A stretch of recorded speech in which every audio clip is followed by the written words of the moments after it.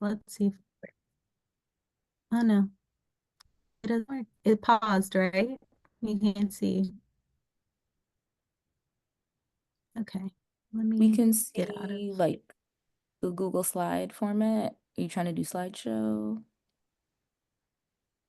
Yeah, when I go into full screen, for some reason with Zoom, it pauses it. So we can, let me see, let me try one more time. Nope. Okay, we'll look at it, do the slideshow then.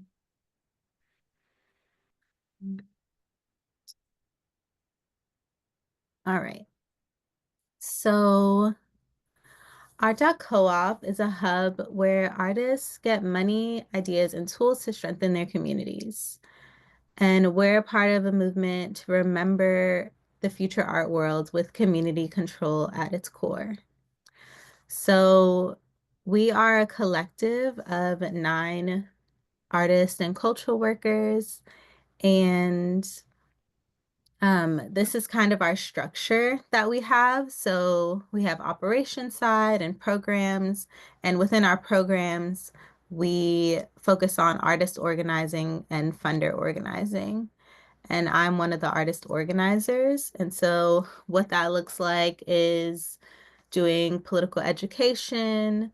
Um, we do courses, different workshops, and we also are trying to build a base of artists that are resisting capitalism and creating collective models instead. So we work for a future in which artists closest to the pain of economic exploitation know their power and use it to transform the system.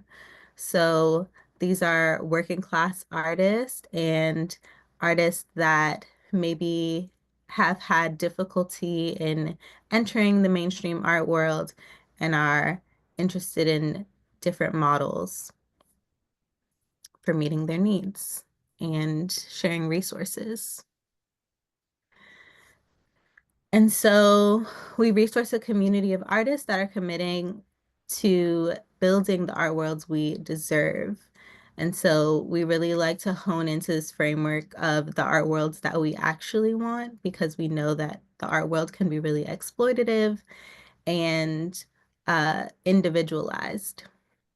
And so we are based in the US, where in different regions of the US, but we really are informed by the international solidarity economy movement, which is a lot stronger than the US in some places.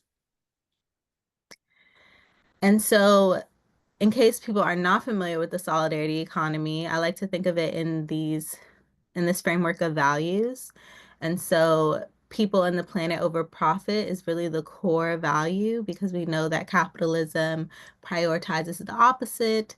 And so we focus on cooperation, non-extraction, ecological sustainability, and mutual aid, amongst others, which are really just rooted in indigenous practices of living and working together. And so we're trying to adapt that into our modern context. So Art Co-op really stemmed in from this report in 2021. And this was funded by Grantmakers in the Arts. Our 2 co-founders, Nati Linares and Caroline Willard, wrote this. And it was really uh, bringing awareness to the extraction in the art world and also how grants are administered to artists and really the scarcity of resources that are provided to artists, even though there is an abundance. And so they were challenging the art world within this and making them think about the solidarity economy and how they should be resourcing that. And so our resources started to come from the traditional art world to fund these different types of models. So from that, one of the things we did was creative study modules. So these are courses that you can tap into on this website, creativestudy.com. And it talks about how artists can engage in the solidarity economy. So the first module, which actually I'm a part of, is no starving artists, no sellouts, because that's usually what it is in the art world. Either you sell out and as an individual, you're able to make a lot of money, or you're starving as an artist if you are not able to enter the mainstream market. There's also things Jenny, about, yes. to interrupt. Some folks are asking if it's possible to make it bigger. I know you said you were having issues with the full screen. Oh, Um, okay, I can zoom in.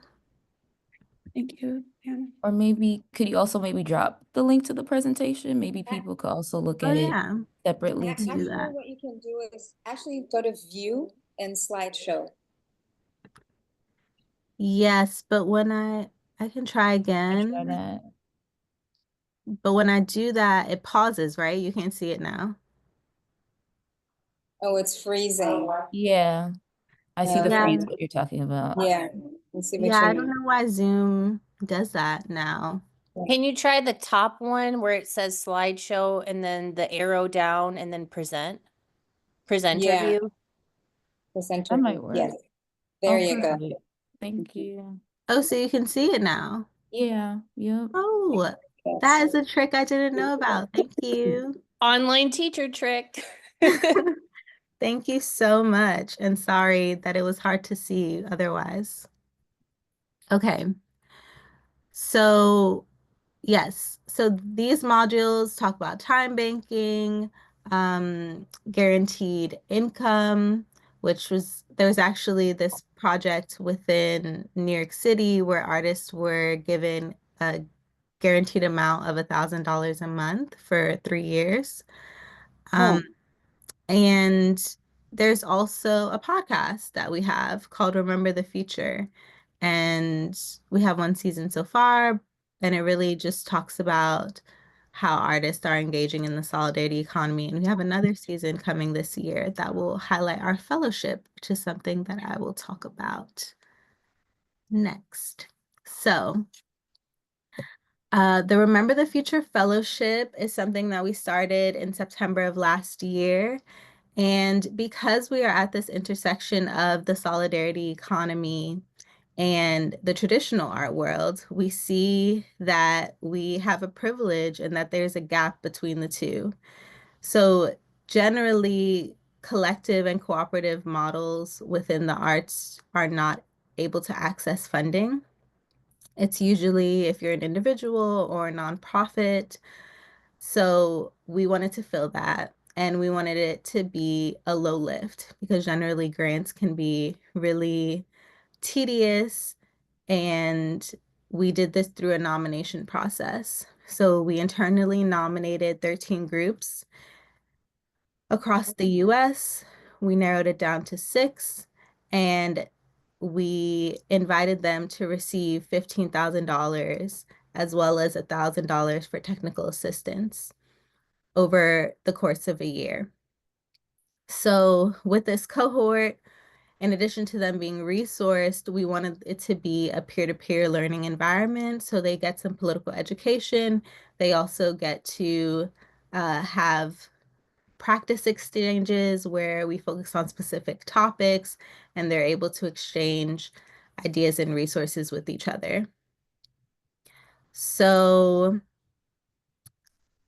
so we have, I'll get into who the fellows are, but um, yeah, I just wanted to highlight why artists also.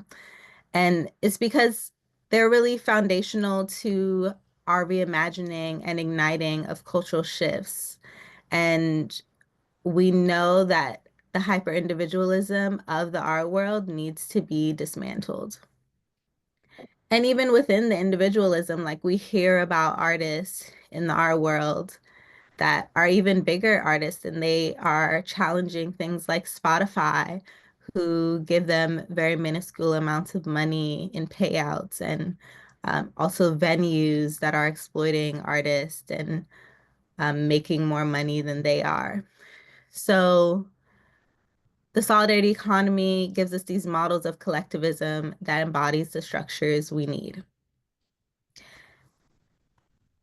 And so we call it Remember the Future because we are remembering these indigenous practices, and we're also honing in on like what are the structures that we need for the future.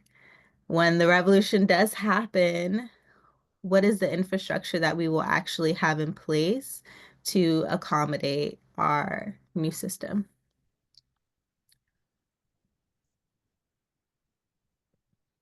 Oops. Okay, so our fellows are in different sectors. Question Culture, they are based in LA and they focus on media production, and it's actually formerly incarcerated artists. They are media producers, musicians, and they are really challenging the status quo through their content. And they have this amazing documentary out currently called Songs from the Hole, which features one of their artists, JJ88, who um, was formerly incarcerated because of murder, and it really talks about his transformation in that process. And so they're actually going into prisons and showing this and doing healing circles with the inmates as well. The next one is Means TV. So they are an alternative to like Netflix, their streaming service, and they focus on anti-capitalist films. So they are owned by the filmmakers and they receive all of their revenue through um, through subscription. So they don't have any advertisements, no venture capital. They're completely sustained by their membership. The next one is Group Muse, and they focus on live music and intimate spaces. So mostly living room concerts or even studio apartments, which is one that I've been to in New York City, where the person's bed is right next to you and you're listening to this amazing concert and everyone's at the same floor level. And they are worker and musician owned. And so if there's a group muse near you, you can also be a host.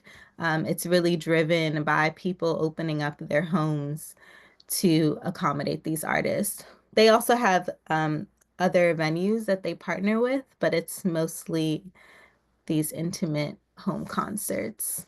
And they've been around for 11 years now. I haven't heard of them.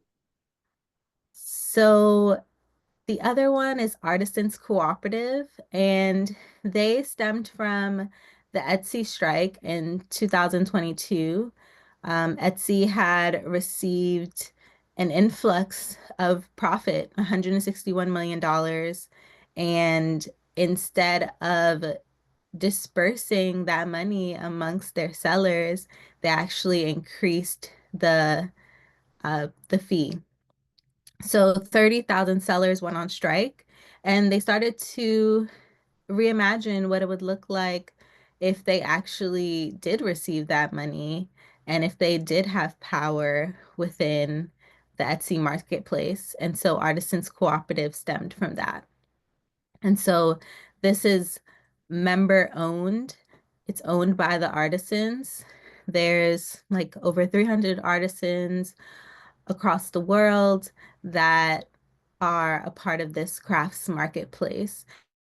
And they really focus on shifting from competition, which is known in marketplaces, to cooperation. Because when an artist sells on the platform, that benefits all of the other artists. It is not just for them. So there's actually incentive in sharing the work of other artists.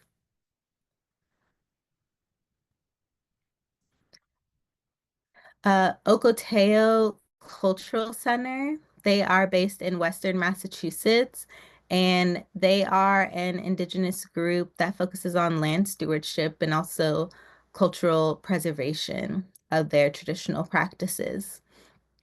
And they are in partnership with this group, Double Edge Theater, which is it's basically a theater cooperative, and they have a couple hundred acres of land, and they invited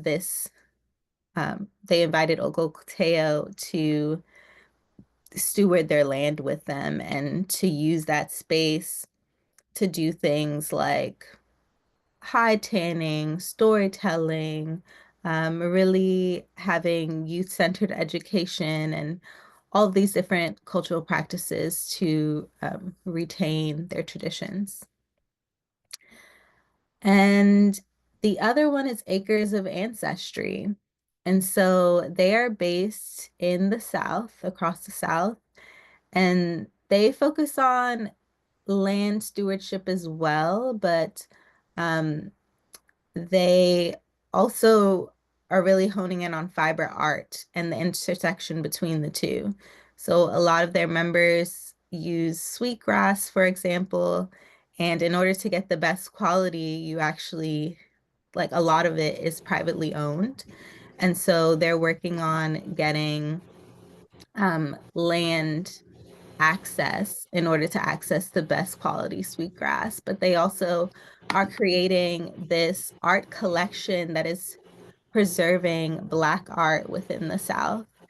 And they aren't archiving it in order to sell it, but to really have this collection be in ownership of Black people.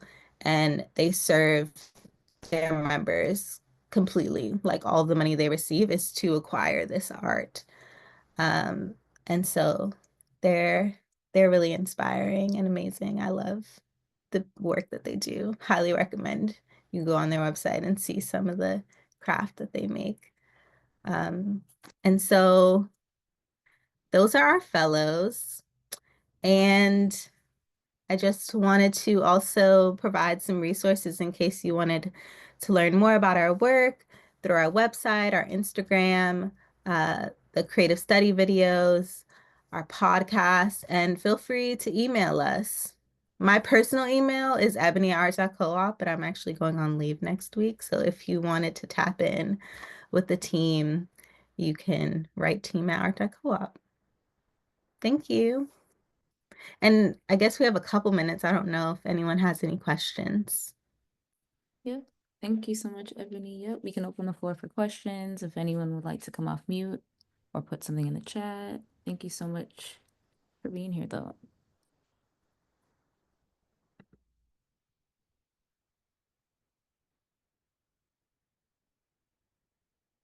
What was the name of the artisan market you mentioned?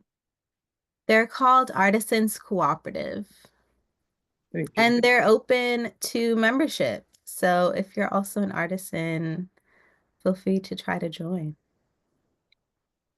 Thank you. You're welcome. How do you manage your members in all the different locations? So we don't have a membership. It is something that we've thought about. Mhm. Our fellows may become members when they become alumni, but it's not something that we have fleshed out yet. But I will say for artisans, for example, they use a Discord channel to engage with their membership. So they're able to share skills on there and other resources. But member engagement is definitely something that I've heard can be a challenge for cooperatives.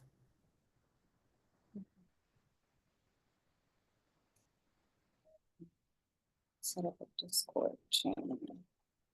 Yeah, and currently with our fellows, we just use a Google group, but we have heard that they would like another outlet, like maybe a website, so that we can also engage with their larger memberships. Yeah, a lot of folks are trying to divest from Google and all these platforms. Yes, exactly.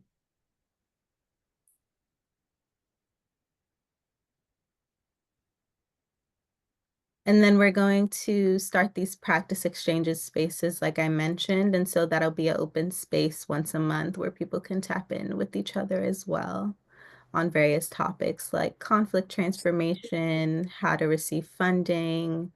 Because also all of these groups are at different stages of development. So there's a lot they can learn from each other in that sense.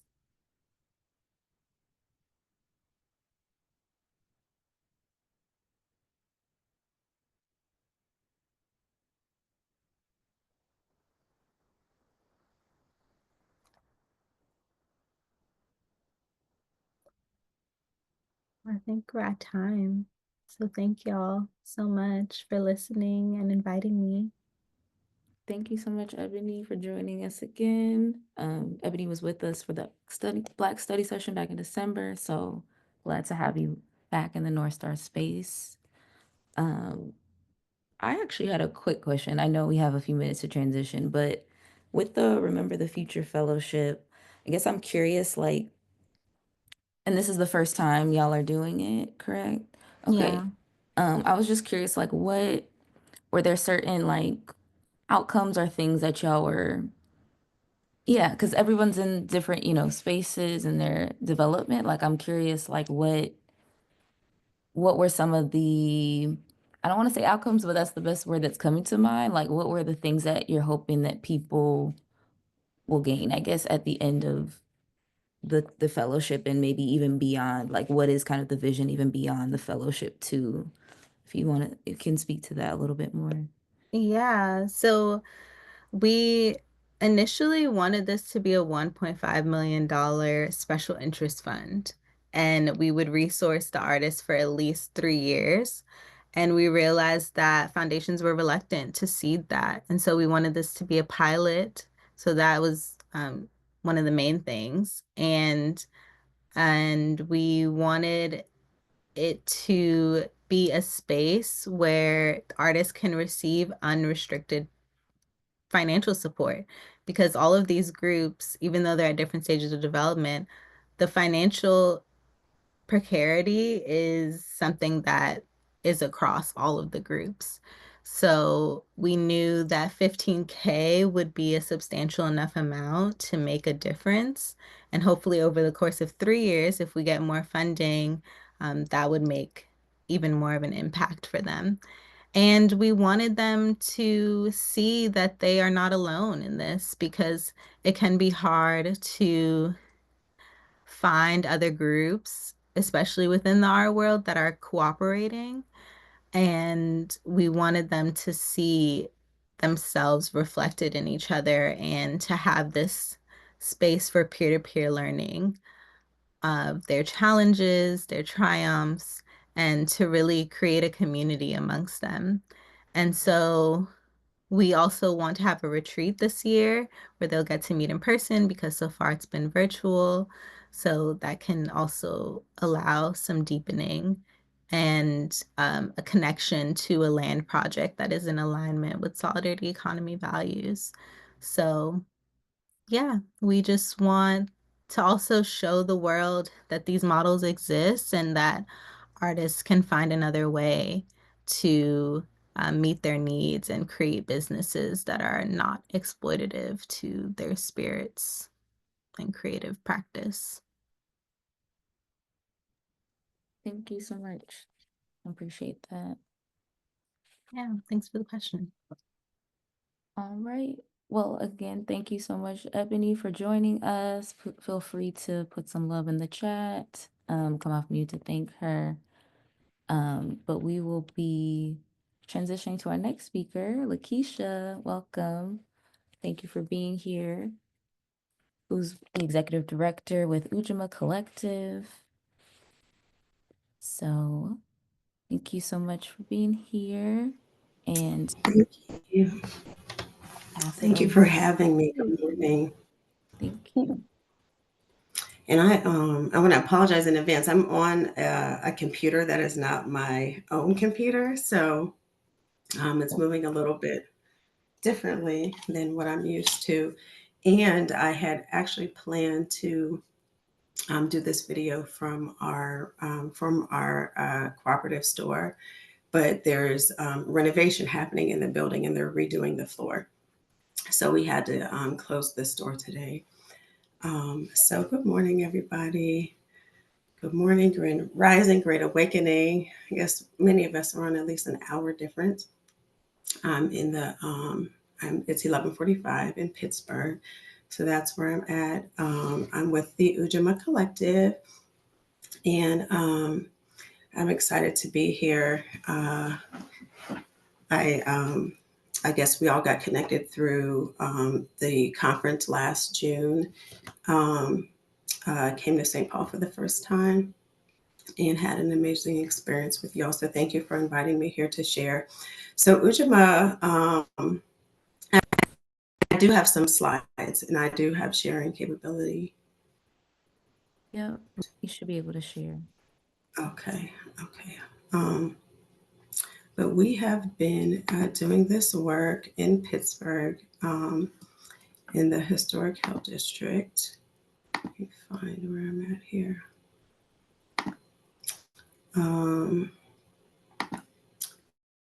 For 16 years. Can you all see that? I can't see anybody, so I think this, yep, I can't see anybody at all. So help me out if there are questions or concerns, if something happens and you can't hear me, please let me know. We could see can you see that? No. Yep. Okay, you said yes? Yes, I can see it. We can see it. All right, cool. Let's see here. All right. So like I mentioned, we're based in Pittsburgh, Pennsylvania, in a historically African-American neighborhood called the Hill District. And the Hill District is known as a place, they called it the crossroads of the world. So it has a long history. Actually, that goes back to the Underground Railroad, but a lot of Black folks came to Pittsburgh and worked in the steel mills. And the Hill District became a place known for Black arts and culture. And so folks came from around the world and there were a lot of jazz clubs. There's a lot of histories, a lot of documentaries out there in the world about the Hill District business and nightlife. But it was one of those neighborhoods, like most Black neighborhoods across the country, where rich white capitalists decided that they wanted to build things for themselves and other white people. And so they basically removed 1,500 businesses, 8,000 plus people in their homes from the lower Hill District, and built what they called the Civic Arena at the time. And then over time, it now is it's property that's being developed now, owned by the Pittsburgh Penguins, which is Pittsburgh's hockey team. And that land was given to them for no money. So it was just in exchange. And so just the level of heartbreak and really desolation to the Black community happened in the Hill District. So it's a neighborhood that has a lot of rich history, but it's been through a lot. But is a community that is really rooted in Kujichagulia self-determination. And so this is where our work was born, was out of a community that has been working hard to govern itself. And so we decided as artists who were kind of waiting around. So a lot of us are makers, mostly making things with our hands, jewelry, clothing, accessories, personal care, body care, hair care products, those kinds of things. And we would wait for other people to have events, wait for Kwanzaa, right? Wait for these sort of things in order to kind of do business and to meet our customers. And we recognized that kind of in the context of what was happening locally in the neighborhood, there was sort of this spark of like, how can we do something and build something for ourselves around money and economics, and also how can we really reclaim and rebuild and restore joy in how we exchange with each other, right, based upon our own cultural values. So we were born sort of in that time period of responding to what was happening externally, but also like rerooting ourselves in ourselves. And so we started to do a little bit of research, like what were people of African descent doing before we were colonized? Like, how did we do business? What were our models, right? And we started to look at Nigeria specifically. One of our founding members, Sister Salida Hickman, she is Yoruba, practicing priestess now, but so her interest was there, and she worked in the library system and had access to all of these old articles. And so we learned, in more sort of rooted historically, understanding the ways in which folks practiced the esusu, the ways in which women were doing exchange in the marketplace, right? And then sort of what happened when the British and when the Europeans came and really tried their best to reorient us away from ourselves. So for us, this has been a reclamation. So we decided we were going to be a cooperative that created spaces for ourselves, but also would root ourselves in practices that would just really restore the humanity to ourselves. And so we decided to become a nonprofit because in Pittsburgh, we're in Western Pennsylvania, and there are, it's a heavy philanthropic community. And we had folks who we knew in, Black folks who were in that system. And so we said we would be a cooperative, sort of with not necessarily a nonprofit umbrella per se, but a nonprofit that could organize individual business owners and like individual artists into an umbrella that could then deliver cooperative services, right? And we could do that. And so that's what we've been doing. We in our second year, we started to pilot an open air marketplace, which we did for a long time, and really themed those marketplaces um, with cultural activities that would bring together all of the different sort of intersections of the Black community. So we would focus on children's reading and bring in authors and storytellers. We would do themes around HBCUs and allow the Black Greeks to come instead. Um, we would do a Caribbean theme, right? So we had members who represented so many different spaces and places. And so we really represented that in the work that we did in the community. But for the past 14 years, so about 2 years in, we were able to open up our retail store. And so we've had a cooperative retail store for 14 years in the Hill District. Um, and in that space, we have a membership, and our members have been using that space. And then we had a model, which we've recently begun to kind of change. But we had a model where any Black person who kind of passed our jury process could consign their work in our store. And then we also had and have been in the practice of cultivating relationships across the globe as well. So working with artists and other cooperative makers in East Africa and in Ghana. And so we've had this marketplace, our boutique, and then we do community programming and also like cooperative development and programming for our members specifically. Our members are creative Black women, very much the beautiful dynamic of an intergenerational space. Um, we have a lot of elders in our group. As well. And so it's just, it just lends itself to really hearty moments when we all come together of learning and building and like really seeing each other.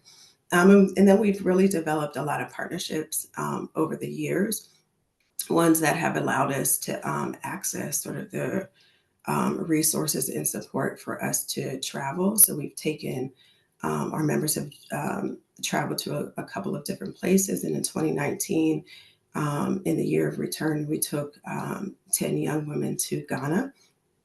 And so we've had a lot of really dynamic relationships, really rooted around, um, centering Black people, centering ourselves, and really thinking about the ways that we increase our wellness through our exchanges with each other, right? Which includes economic exchange and cooperation.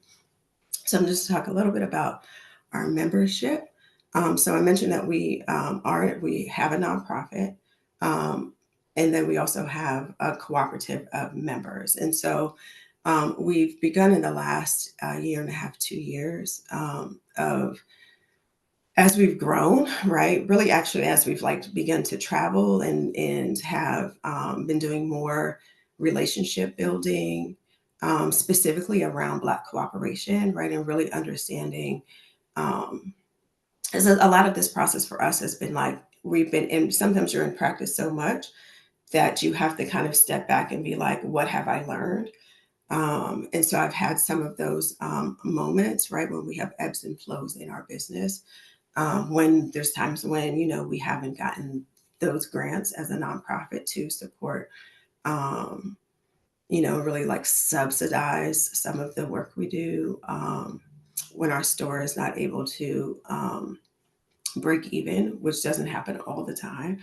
um, and so, yeah, like we've learned a lot, and so it's helped us, I think, most recently to really refine for us, right, what is most impactful for really wealth building, right, and wealth building in the broadest sense of the term for our members.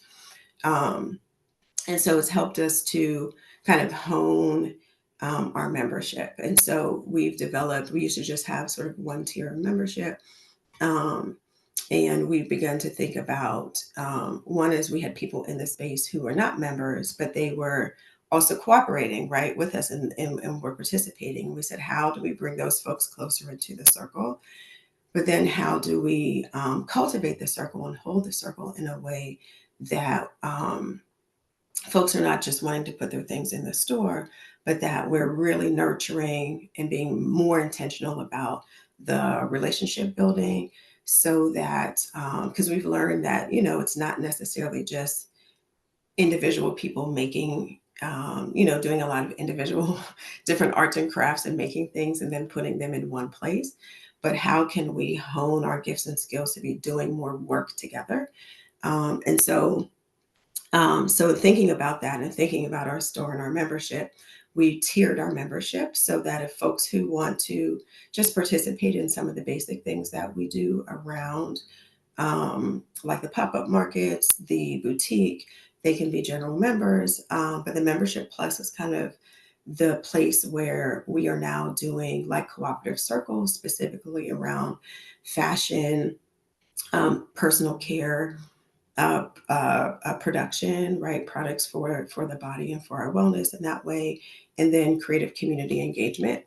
And coming into 2025, this is our first year of sort of practicing out this model of having this ambassador level of membership. And these are members who um, like want to build the organization, and are showing up way beyond, um, more than they would have to. And so we use the nonprofit to pool resources through grants, right, to provide ourselves with more resources to support us building more cooperative activities. So I mentioned these three circles that we're doing right now. It's really giving members the opportunity to build trust, and really share skills, right? So we have members who show up in the body care circle who are just interested in body care, but it's not what they do. They might make ceramics or they may make jewelry, but they like pampering themselves, or they like, good body butters, and they're like, I'm interested and want to learn. Um, And so we're using that model to really test out like worker co-ops, which is sort of where we see ourselves heading next. Um, but we're doing our best to, bring our whole community. So we have another form of membership um, that we initiated a while ago, but we're just starting to kind of see take off the ground. That's rooted in this idea of cooperation over competition, um, and having our community understand themselves as consumers as well, right? And having like healthy understanding of how we spend our money and who we spend our money with, and that sometimes today, because of the internalizing of capitalism, that black capitalism will not save us, right? And so we have to be very clear about not just saying support Black businesses, but support Black businesses that align with your values, right? That you're in community with. Um, so that part is important. So we're trying to nurture the community around this work more than just artists and members, right? And so we've had a couple of different opportunities to do some work together in the community. So during COVID, we were able to use our nonprofit to fundraise so that we could pay Black women to sew face masks, so that we could pay those makers and then give those face masks out for free to the community. And so that was a really successful model, and it worked out well for us. My last slide. So I'm going to stop sharing and we can just talk. Let me see if I can get back to the screen here on this computer. There we go. Um, so yeah, we've been kind of building our capacity by, like reaching out. So we've started to, go to more conferences and really like initiate relationships with folks. We've been building some regional relationships between Pittsburgh, Pennsylvania, Dayton, Ohio, where Brother Maha Selassie is doing work there, and Sherelle through Co-op Dayton. And so we've formed sort of a developing relationship there. And then our sort of tri-state is with Charleston, West Virginia. Brother Mavory Davis is down there with New Economy, West Virginia. And so we've been doing some work in that area. It's kind of a 4-hour difference between each of our spaces. So we've been expanding those relationships, which has really helped us grow and to do more just in how we're developing our Black cooperation in Pittsburgh. We've been building the ecosystem. And now, like, we've decided, so we've been in our building for 14 years having a store. We've been sort of in 2 different spaces. We have what we call a creative classroom connected to our boutique. And that's where our members do production together, but it's also where we do workshops. Um, and but we've kind of outgrown this space a little bit, and so we want to, for and really since the beginning of our development, members have sort of been carving out this idea of this marketplace that we want to develop, and so we've been trying in the neighborhood for a long time to get to that place, but we're in a highly politicized neighborhood. So it's been very difficult and been very actually heartbreaking, to be honest, about how folks act around land and power, right? Surprise.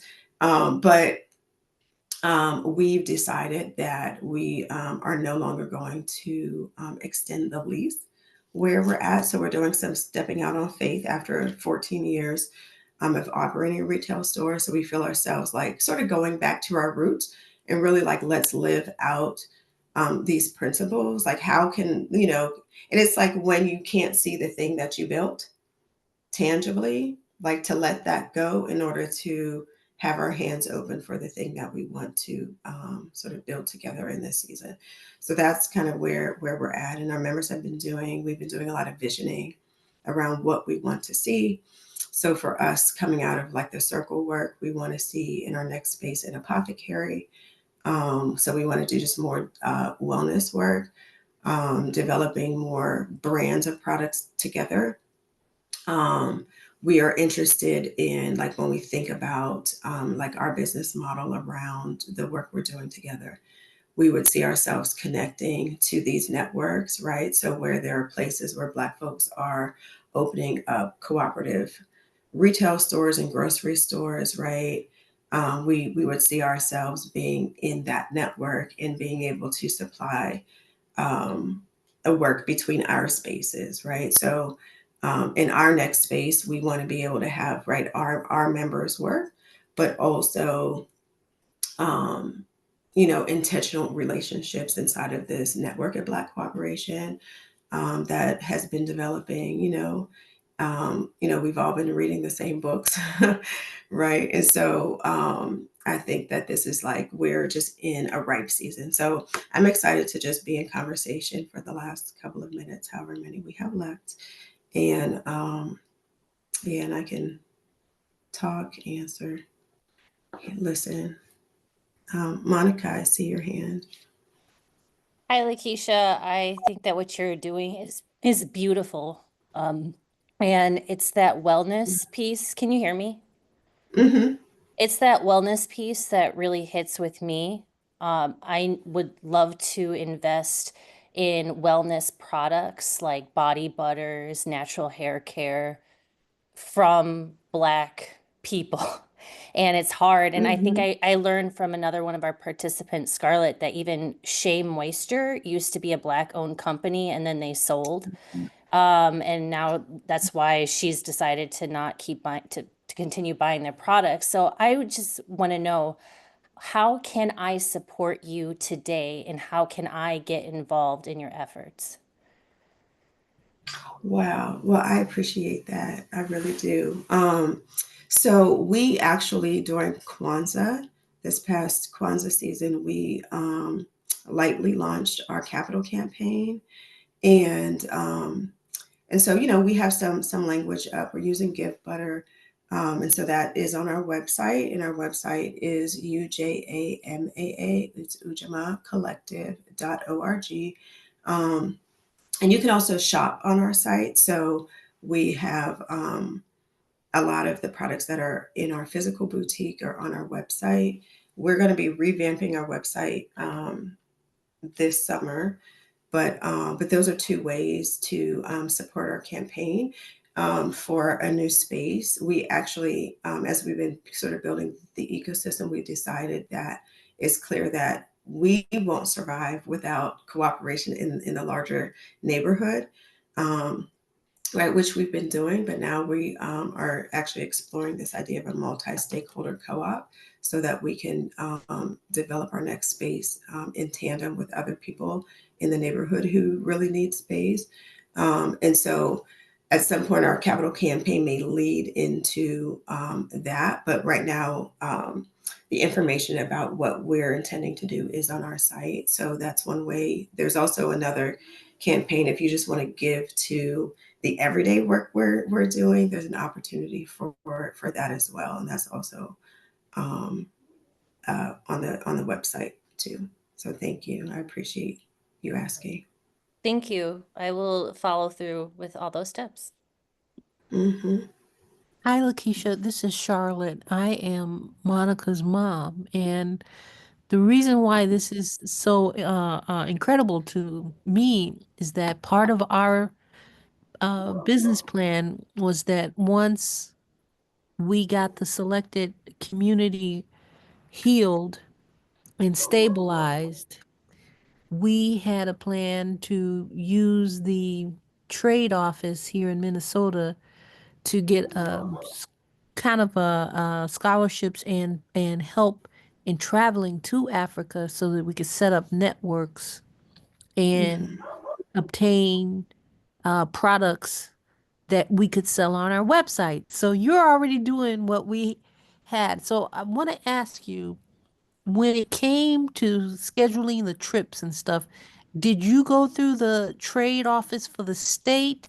Did they give you any subsidies as a nonprofit? Did you get a grant? How did you actually pay for and organize the trips? Right. So like grassroots style, but also with a partnership. So we're probably at the place right now, right? And now it's like it's a little bit more like trepidatious and thinking about the things you're talking about. just because of, like what's happening politically. However, we actually didn't even do any of that. Um, we had a partnership with a group here called Amazaji Global Service Learning, and Amazaji is a group that traditionally, in some senses, would right take people on these trips for global service learning, right? So you could go and, oh, I'm going to go to Africa and volunteer, right? And a lot of times the people who afford to do that, right, are like young white women. And so the intentions, and I guess when they started their business and how that organization grew, they grew away from their original idea. And so they started to serve a lot of white people. So they started to change their model. And so we got into a deep partnership over time, where they were doing what they called fair trade learning. And so we sort of were able to mesh our model. And so what we would do with them is we would organize trips. So they had partnerships around the world, and they had specific partnerships in Ghana and in Tanzania. And so we use some of their relationships to sort of connect our interest, right? And so that's kind of how we got into those things. So they kind of had a network already because, it's sort of a system for how they moved groups around the world. So we just tapped into the system that they had. But when we did plan our trip, so myself and another seamstress went to Tanzania. When we went, we planned our trip around their system, but we had to fly into Uganda, right? So there's just all of these things that we had to do because of where they were located in the country, um, which you kind of had to understand some of those sort of tips and tricks. So they had a lot of people on the ground in the communities through their model. And so, but we like grassroots styled it. So we made these skirts with these women over, using our own, relationship building we did before, right? And then this was kind of like the crash course in getting it done. But what we did was we took suitcases inside of suitcases inside of suitcases on that first trip.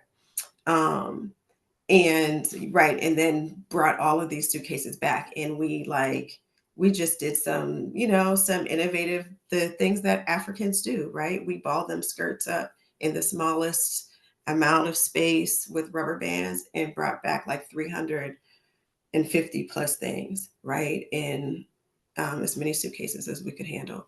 So that's what we did the first time. The second time, we didn't take the trip, and they shipped it to us, and they shipped it through the Uganda airport, right? Like I believe in like on like a passenger plane. Mhm. And so when it got to us, it had to go through customs.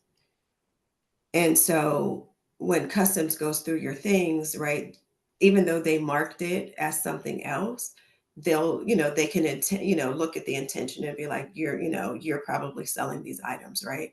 And so through customs, you have right then those tariffs and things that they'll levy on you, no matter who you are, if they believe that you're going to make money off of these things. And so but then God stepped in, and I didn't pay anything because their machine didn't work that day.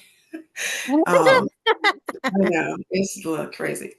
But yeah, so I have started to, so Ghana, like our shipments with Ghana have been straight through the postal service because you know what I mean?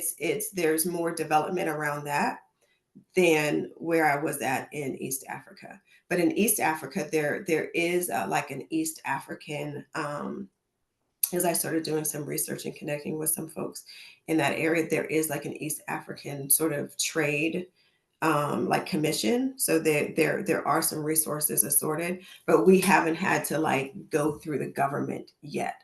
We're like at that point where we that would have to be our next step to like, you know what I mean?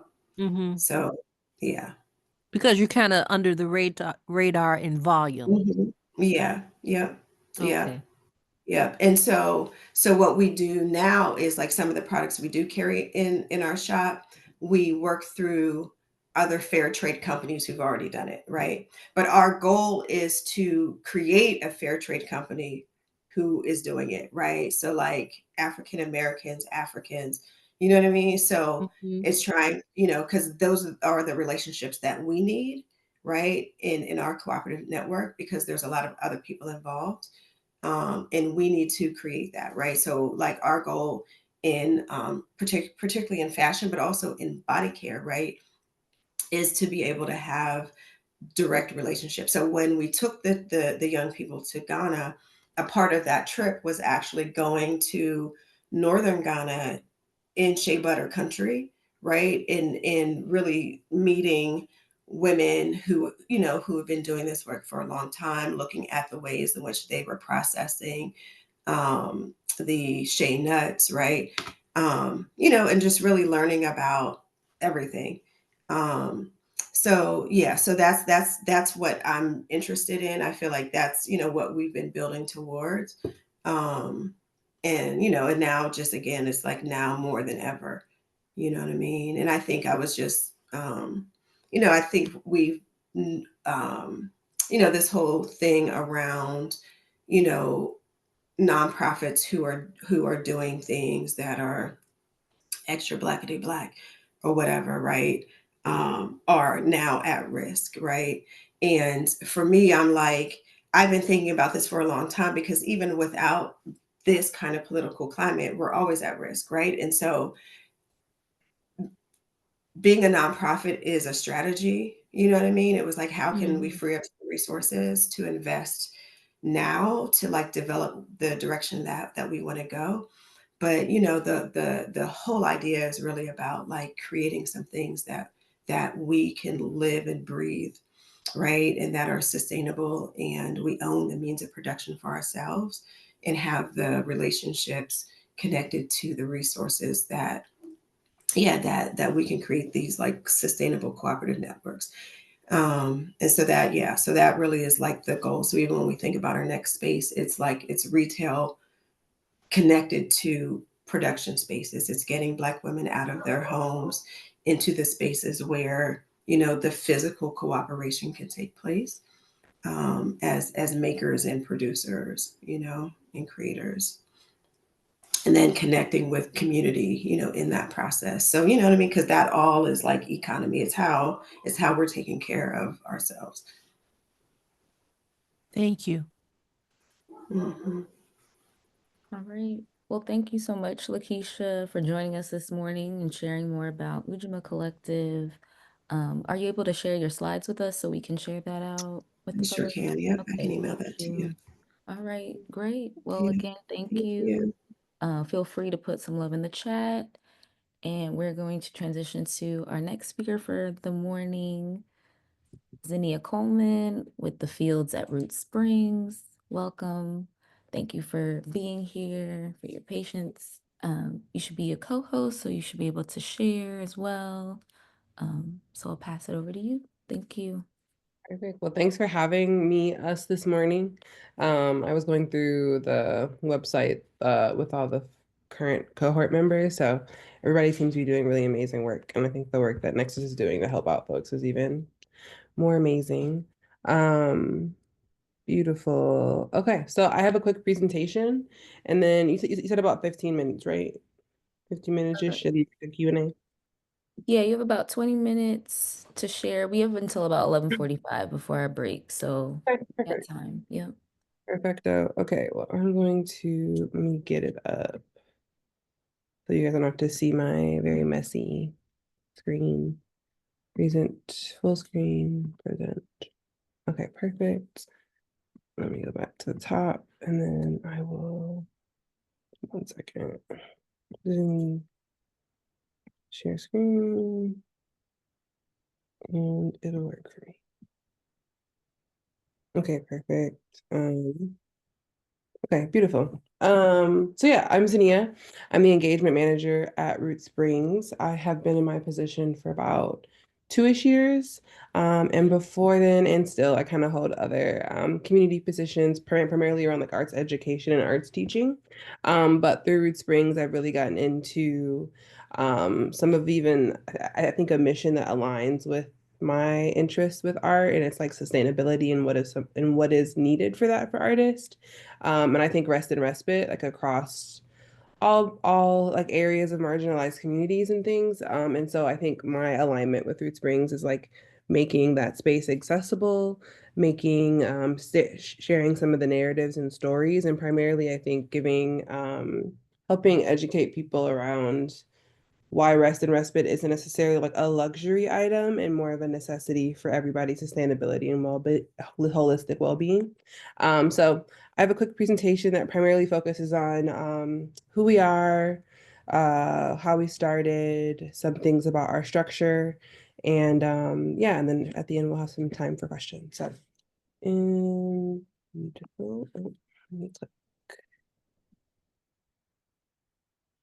So, um, our vision and mission. As a retreat center, we envision nurturing artistic and spiritual development, steeped in revolutionary principles and guided by relationship building between people and the land for healing. The mission is to foster healing, learning, and connection for individuals, community, and earth centering, BIPOC, LGBTQ artists, activists, and healers. And so we kind of think about it in a couple versions of like people, possibility, and place. So for our timeline here, so the space and the land in Annandale, Minnesota. Here I have some notes just so I don't get any of the history facts wrong. Um, so the farmland sits on unceded traditional territory of the Dakota people, currently known as Annandale, Minnesota. We're about an hour and 15 north of the city. In 1988, the land became known as Clare as well, and was owned and run by the Franciscan Sisters of Little Falls. The Franciscan community developed a spiritual retreat space for healing and respite for more than 25 years. And in 2024, the sisters transitioned ownership to Joan and Dan, and trusting them to carry on the land. Joan and Dan, who value inclusivity, they had wound up opening it up. They put out a call, I think, in like 2015. Yeah, and in 2015 they became a retreat center so that they could offer, or they became a nonprofit so that they could offer the space in different ways and get funding to offer it at discounted rates and kind of keep it running. And so at that point it was called the Fields Retreat and Learning Center, and then also known as the Fields at Wellspring Farm. The Fields has developed a community-supported retreat model that allows for people to purchase a share for overnight stays for the year, furthering community connection and a shared sense of belonging. One thing I will say about that is we've currently, a few of the programs and structures that Joan and Dan in placed in 2014, we were able to carry through when we took over ownership in 2020. And so things like the CSR program and thinking about shared ownership, and how that would help fund and support the sustainability of the project. And then in 2021, Joan and Dan transitioned ownership to Root Springs Cooperative. We continue the legacy of honoring the land and center BIPOC folks, LGBTQ, and artists. And so that kind of gets us to a couple other places. So in 2020, when they took over, I think there was still finagling the paperwork and ownership and like the actual rights of the land. In 2022, they did a capital campaign and were able to raise $2.1 million. And that helped them then purchase the land and like get all of the deeds and things like that figured out. Also, that helped with upkeep of the land, as well as so in 2022, so they were able to start thinking about what it would look like to hire staff. And then I was brought on in 2023. Myself and one other employee. So at that point, we were their first set of employees. And so now, and also to point out when they started, the cooperative was founded by two couples, so 6 folks. And then now in 2023, one of the couples has exited the co-op, but it is still owned by 2 of the founding couples.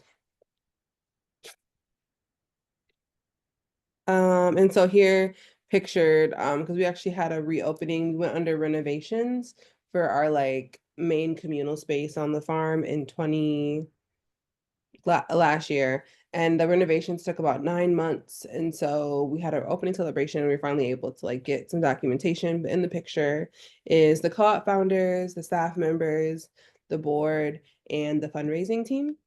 Yeah, and I think our fundraising team and our staff and board, because it's so small, work really kind of in tangent for like the narrative building and storytelling needed to like have relationship with donors, and kind of like all be saying the same thing and kind of be up to date on like what's the mission, what are some of the goals, what are some of the programming that we're trying to do to fulfill the mission and the vision. Yeah. And so some of the things that we think about when we think about what Root Springs does and how it does it is we think about through the body, through the land, through stillness, and through water. And I think thinking about these modalities, the programming we've been kind of developing over the time comes with not only just hosting events and like finding ways to engage practitioners and community folks, but it really is a lot to do with the storytelling of why folks deserve and should prioritize this type of engagement with the land and reconnection with like their time and rest practices. I think that's one of the main things that often is the hardest part of the job, or like being able to communicate about the work. I think people really think of time away or time off as like this extreme luxury only afforded to folks who can afford it. And so we really do work to try to break down some of that narrative and make it more accessible. So for our structure, so we are a worker-owned co-op and a nonprofit. And so the worker-owned co-op is consisted of 4 members at this point, and those are the 2 couples that I referred to earlier. And so that is a separate entity. And I think this structure was established when Joan and Dan, the previous owners, had it. And so they had not a co-op, but they had owned the land, and then the nonprofit they created, the Fields at Wellsprings, then rented the land from them. So it worked in that way. And I think when the ownership transferred over to the current co-op founders, they kept a similar structure, but wanted something where everybody had equal stakes. And so that is where the co-op model came from. And then still keeping the nonprofit portion that rents the land from the co-op. That allowed for folks to have access to grants, the tax deduction, kind of more of an ability to like bring in staff and build out infrastructure for programming and ways to activate the land in a way that I don't know if the co-op necessarily had. The co-op structure had built in easy pathways to just like apply for programming through grants. And then still with the nonprofit model, because of the board, there is still collective decision making in the process.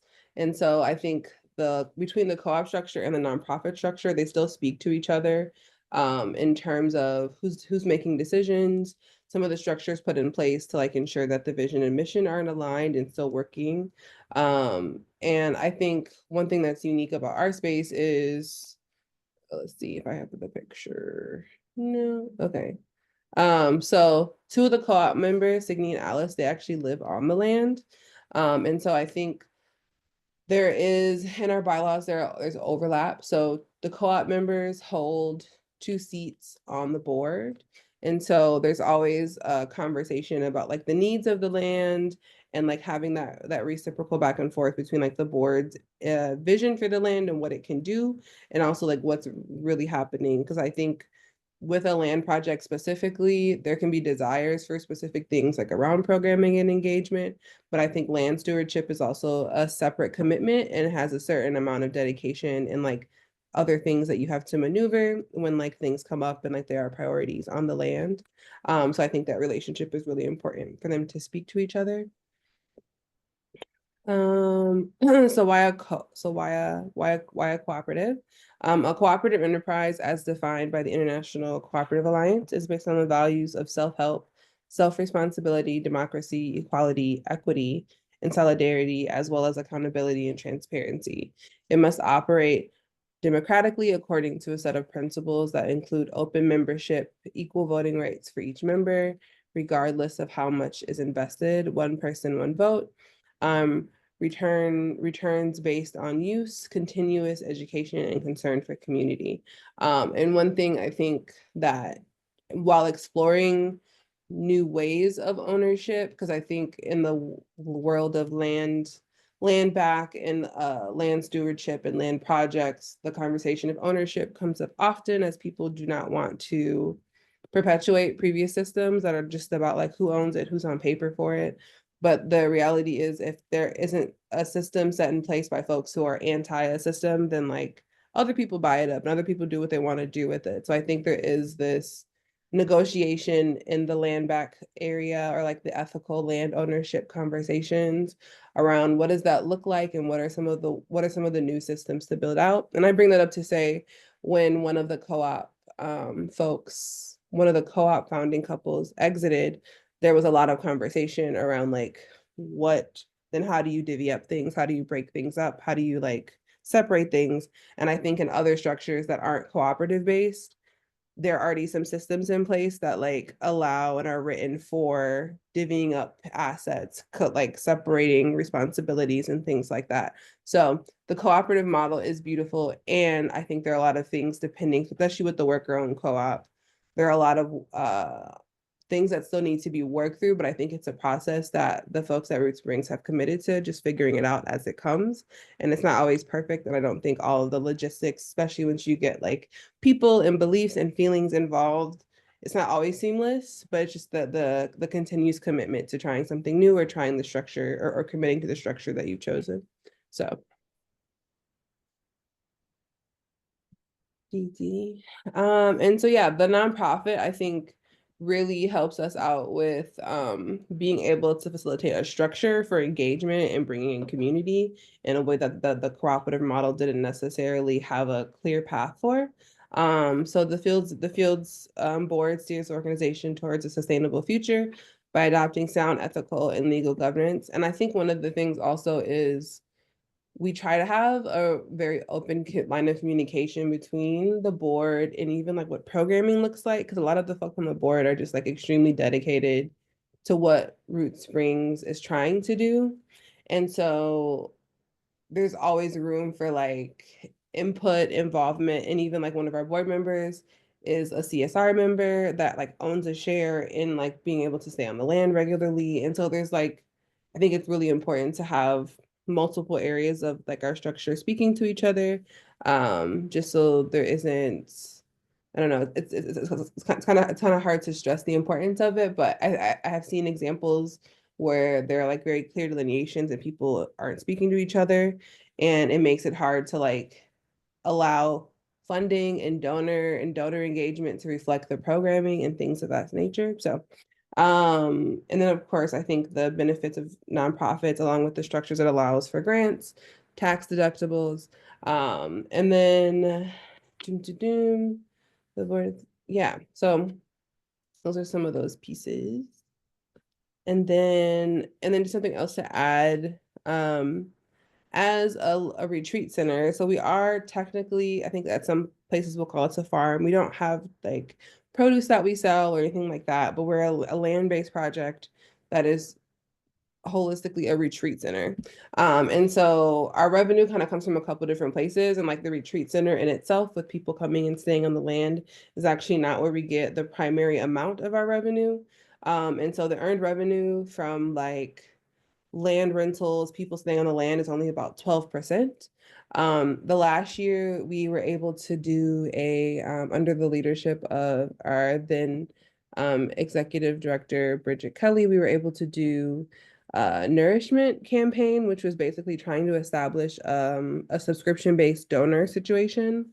And we were able to get, we had an individual giving and reoccurring donor, like reoccurring donor campaign going, and we were able to get about 38.5% of our total income from there.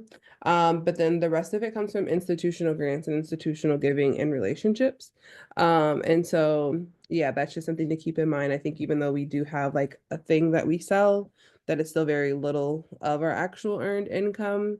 And I think that just speaks to the fact that like the work we're doing in other areas would be like priced at a higher price point, but that's not our intention. And I think even that's one of the ways that we're constantly reminded. People are like, oh, you could raise your prices to compensate for things, but then that would totally negate the purpose and the intention of trying to create accessible space for BIPOC folks. And so that is one of the things that we're always constantly navigating. Yeah, so that was the end of my slides. Um, I would love, I'm open for questions and anything I missed or any questions people have about the presentation. Hi, Zania. My name is Charlotte, and I have a question. I want to get a little bit. So the nonprofit controls the land, and the cooperative is the structure that operates the land. Is that the way it is? So it's actually just in reverse. So the Oh, cooperative owns the land, and then the nonprofit basically rents the land from the co-op. So the land is co-op owned. mm. So when you say people can come in and buy up, wouldn't they have to buy out the co-op first? Yeah, so the shares that I was referring to aren't actually like shares to own the land. It's like it's like it's kind of like when you I think it's a different version of like when you go to the co-op and you get like a discount for buying into the it's I would say it's almost a version of a reoccurring donor situation. Okay. Like you have equal stake in that way, where it's like you get discounted, you get perks for helping in that way to support the mission. But then how can you be part of the co-op and not own the land then? So the shares are explicitly related to like being able to stay on the land. And I think it's more so like if you were to sign up for a donor, a reoccurring donor piece, I think the share word might be where you're thinking there's like a stake in Okay, that. so how did you purchase the land though? Can you walk me through that, like not in detail, but just an overview?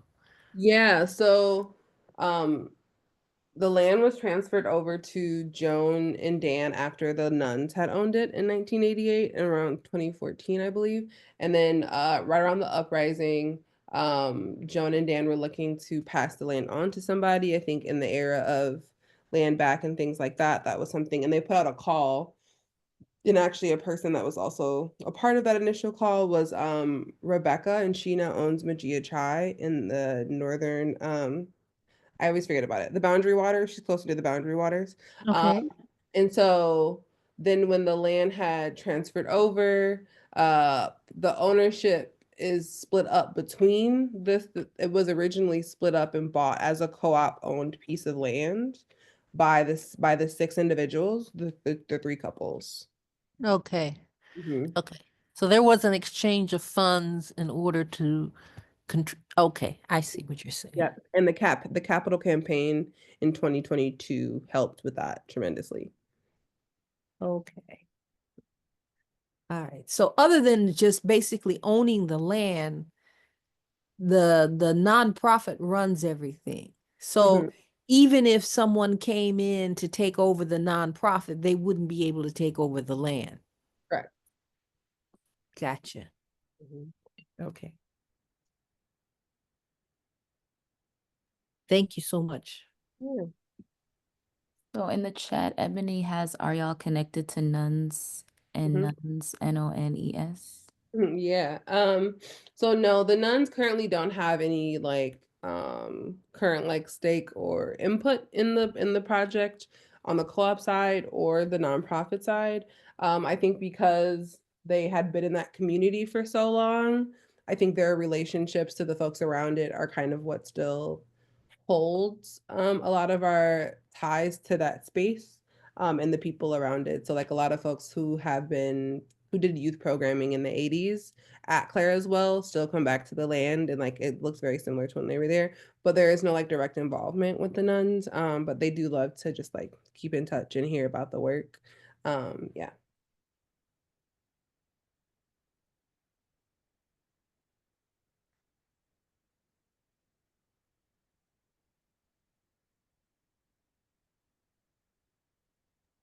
Any other questions, thoughts?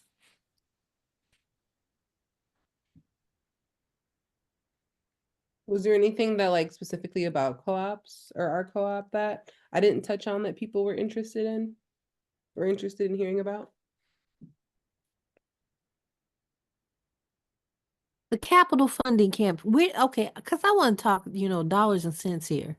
Hmm? How did they come up with the money then? If you're not a nonprofit and you can't get grants, how did you come up with the money to make the initial purchase of the land when they transferred title?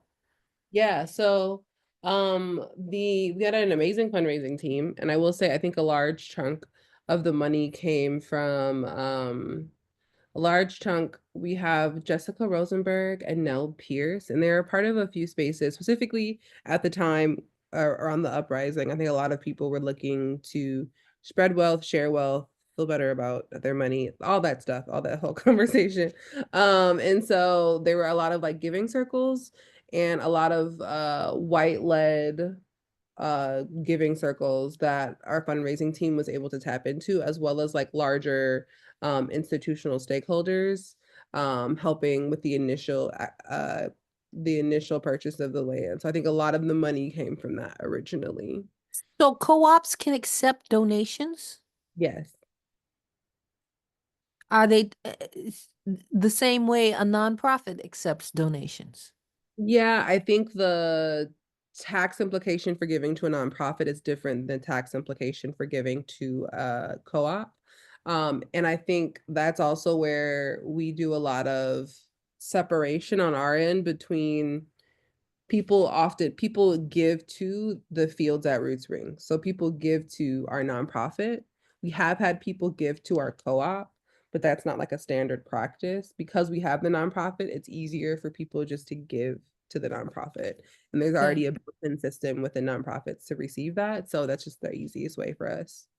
So I'm guessing there's a lawyer involved to help keep everything straight and on the up and up, because my biggest question is, okay, so you get a contribution that helps you buy the land. Mhm, Nobody wants to go into debt, but mhm. at the same time, as a co-op, you can't go and solicit for grants.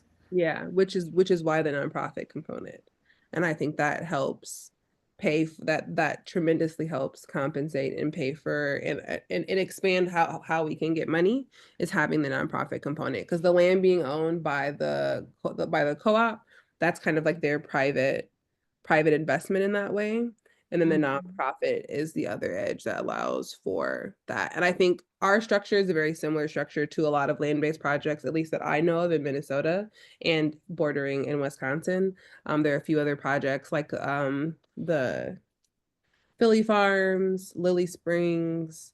There's another woman who just purchased land too, and it's a similar structure because it's having some form of ownership over here that's not not a nonprofit, I think helps with like land rights and just like the simplicity of owning property. And then the nonprofit component helps with applying for grant funding and like the type of funding that you can get. Are you going to share your slides and contact information at the end? Yeah. Okay, great. Thank you. Mhm.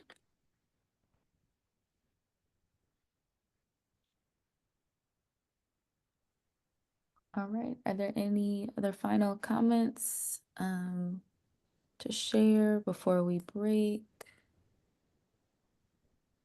If not, thank you again, Zania, for joining us.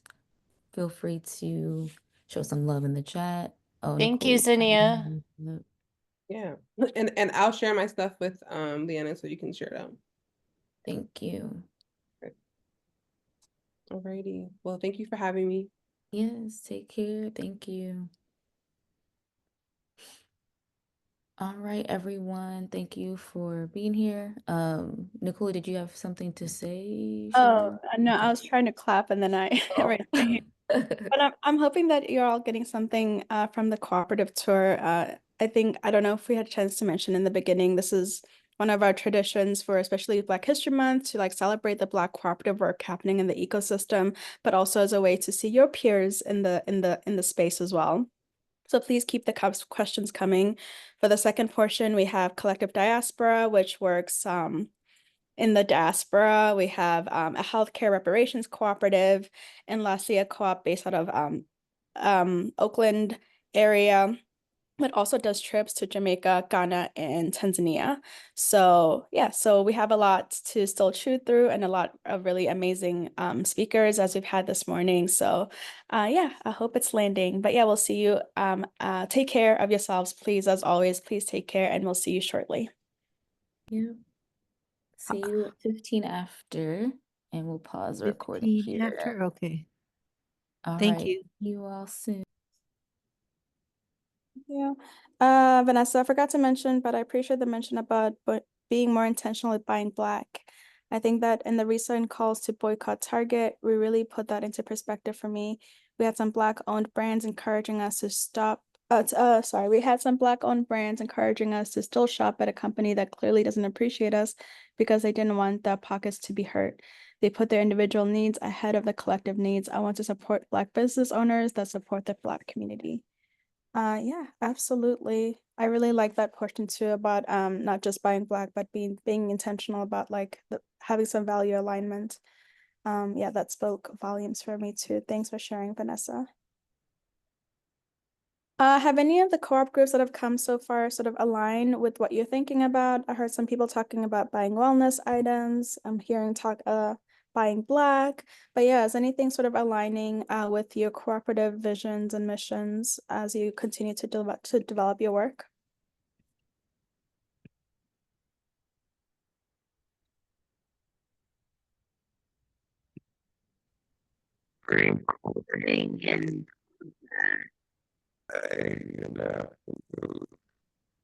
Oh, hey, Omar. Wait, can you speak again? Sorry, sound was distorted.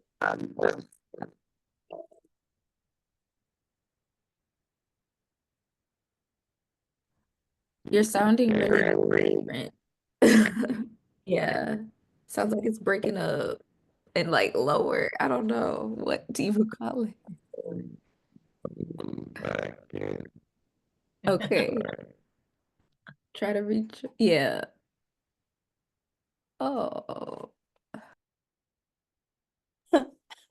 Sorry, I'm scared. You know, just the fun of Zoom. Here we are. Oh, okay, let's see.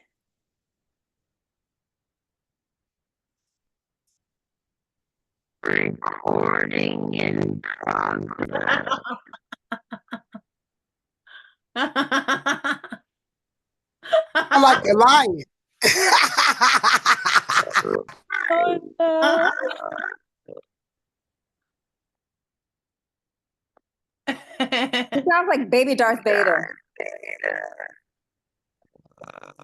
Oh no. The speaker is having issues with his audio, so he sounds really weird. I'm not sure. Maybe just go back out and in again. Yeah. Do the classic Control-Alt-Delete. You can also send a Yeah, number. you sound like a lion.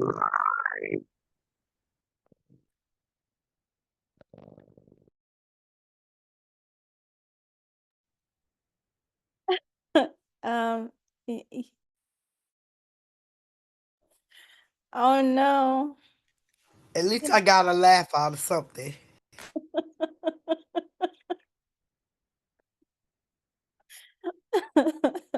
Unintentional comedic relief. Let me see. I don't know if I have Omar's number.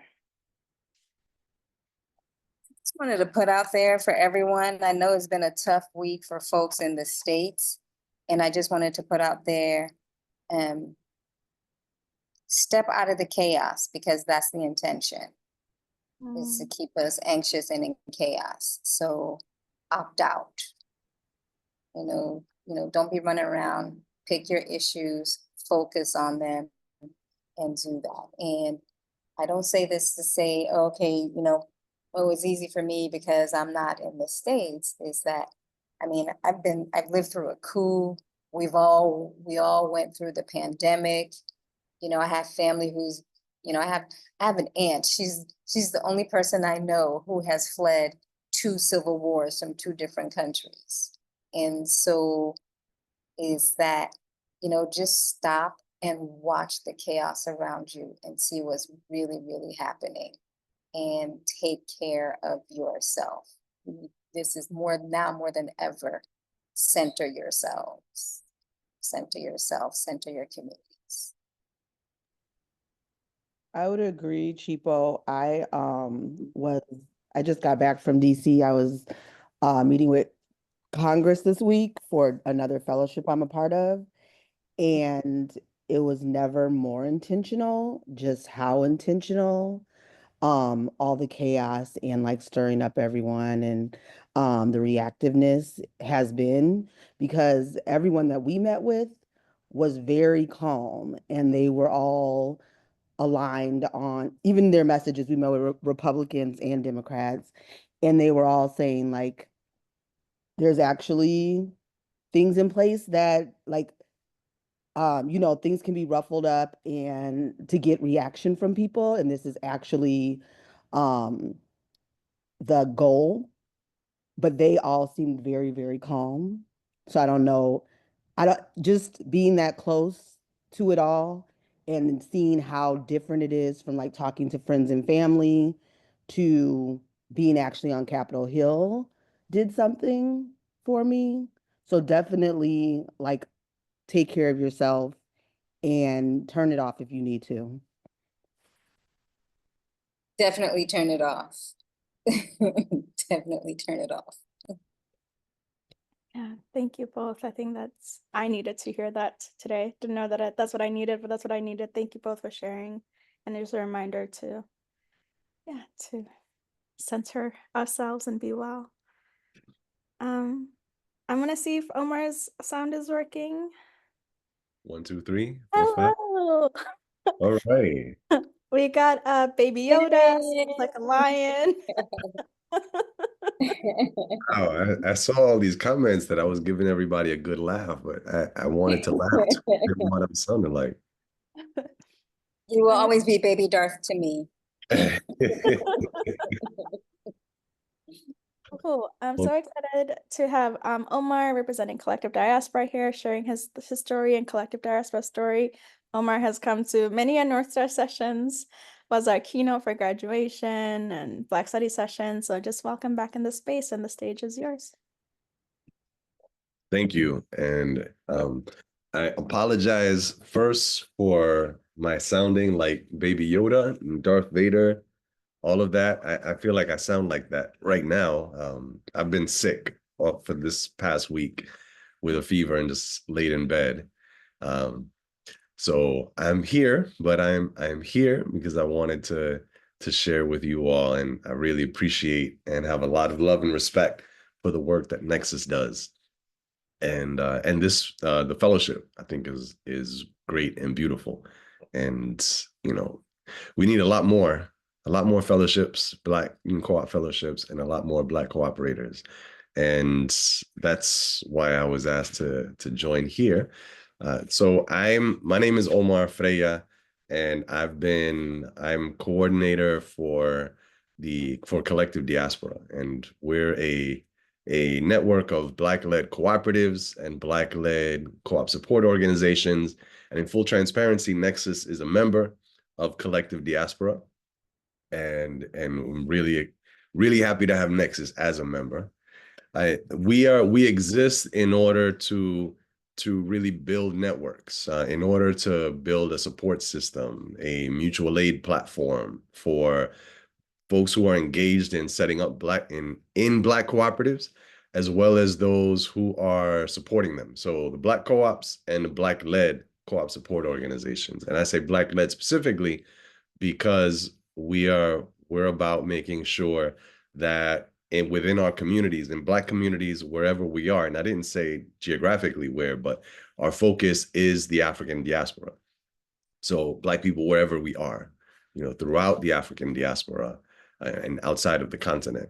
So we're about creating a support system so that in Black communities all around the world, that we're able to empower Black communities. And yes, Danielle is a part of our steering committee. So, for us, we see co-ops, cooperatives of all kinds, and there are many different kinds of cooperatives. And so, you already know, you know this already. I don't need to go into what cooperatives are or any of that. But that's not a but. For us, we're about lifting up not just the hidden histories, but the experiences of Black people doing cooperative work, about the various kinds of cooperatives, of all different kinds of cooperatives and where they are. And so, yes, we're about the worker cooperatives. We're also about the Roscas, the rotating savings and credit associations, or the SUSUs.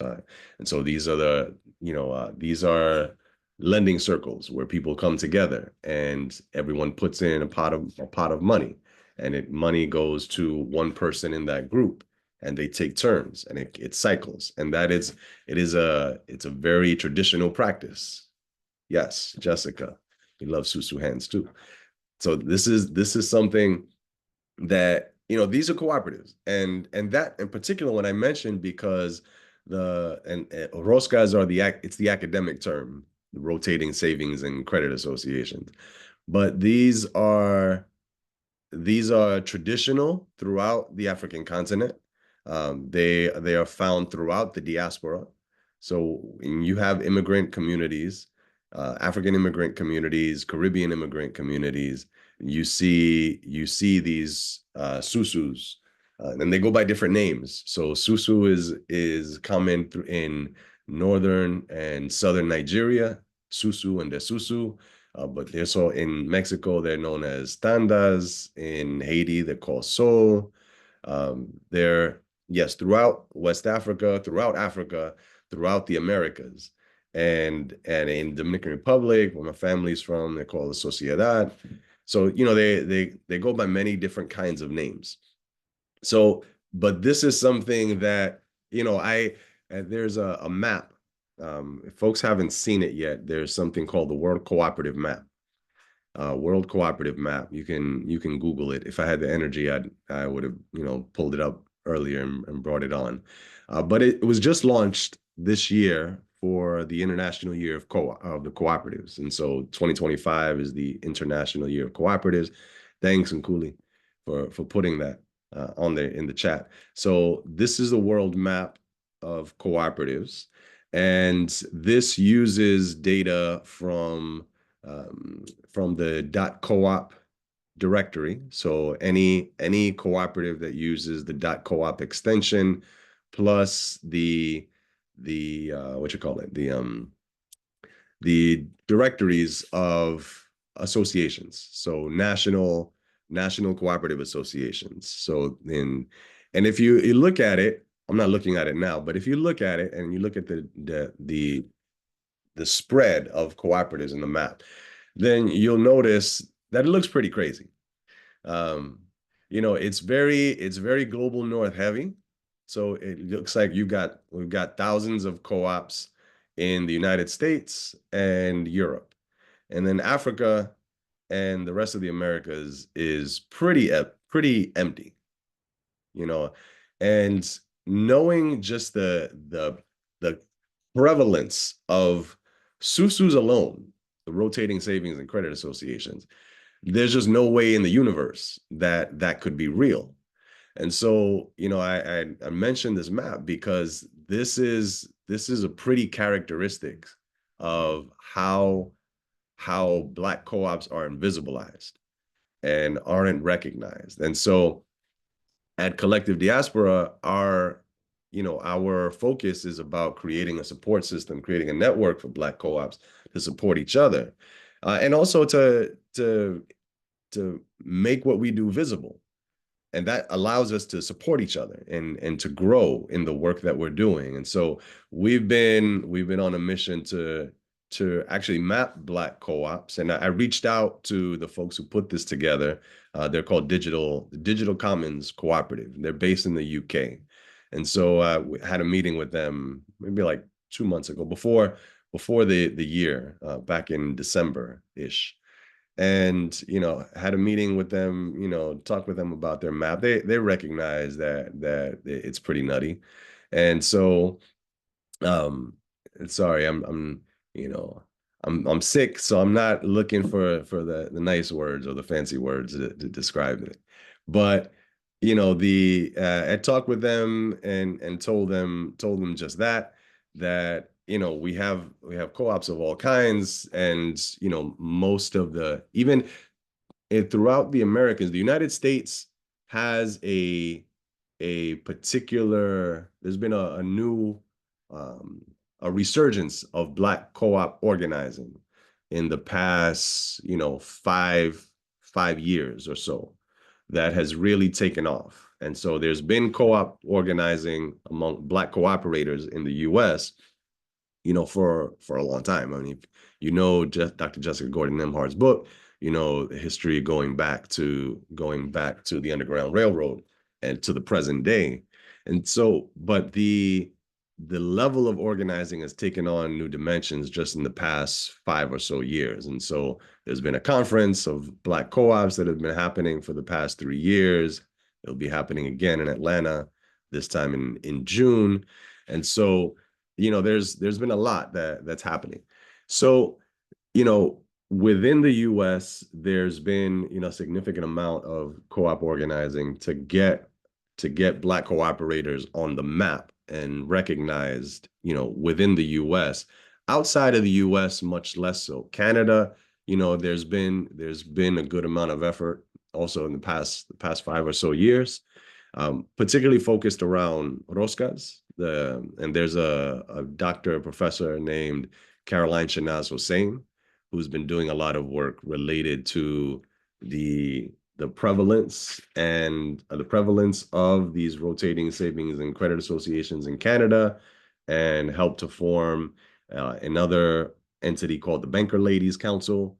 And the Banker Ladies Council has formed the Rosca Network, the Rotating Savings and Credit Association Network. They're also part of Collective Diaspora. Um, but the rest of the Americas, are even more invisibilized. You don't see them. You look I've looked at pictures of the past year, and previously, but if you look at pictures of the meetings of the International Cooperative Association's Co-op of the Americas division, and when they're regional gatherings, and it's a sea of white faces.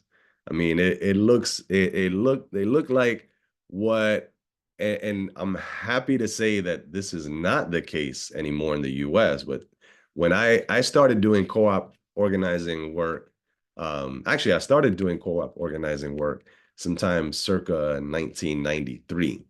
But and it was as a student at Morehouse College, working with some other students that we had been organizing, and we had started a book buying club as a co-op. I wound up, leaving that, but many, many years later came back to it. So in 2003, about 10 years later, I started Green Worker Cooperatives, which is a worker co-op development organization in the Bronx. And at that time, I didn't know anything about co-ops. Y'all are blessed in that you have this fellowship, you've got Nexus doing this work. I didn't know anything about co-ops other than I thought they were a great thing. And this was something, I thought it was a great thing.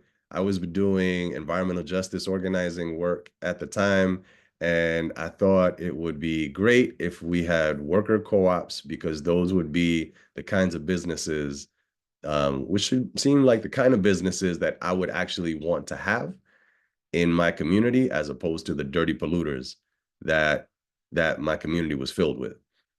And so I started Green Worker Cooperatives as a way to cultivate the growth of worker-owned businesses that would be green. And at that time, I went to a conference. So I went to the U.S. Worker Cooperative conference, and I had been before then to an Eastern Co-op conference.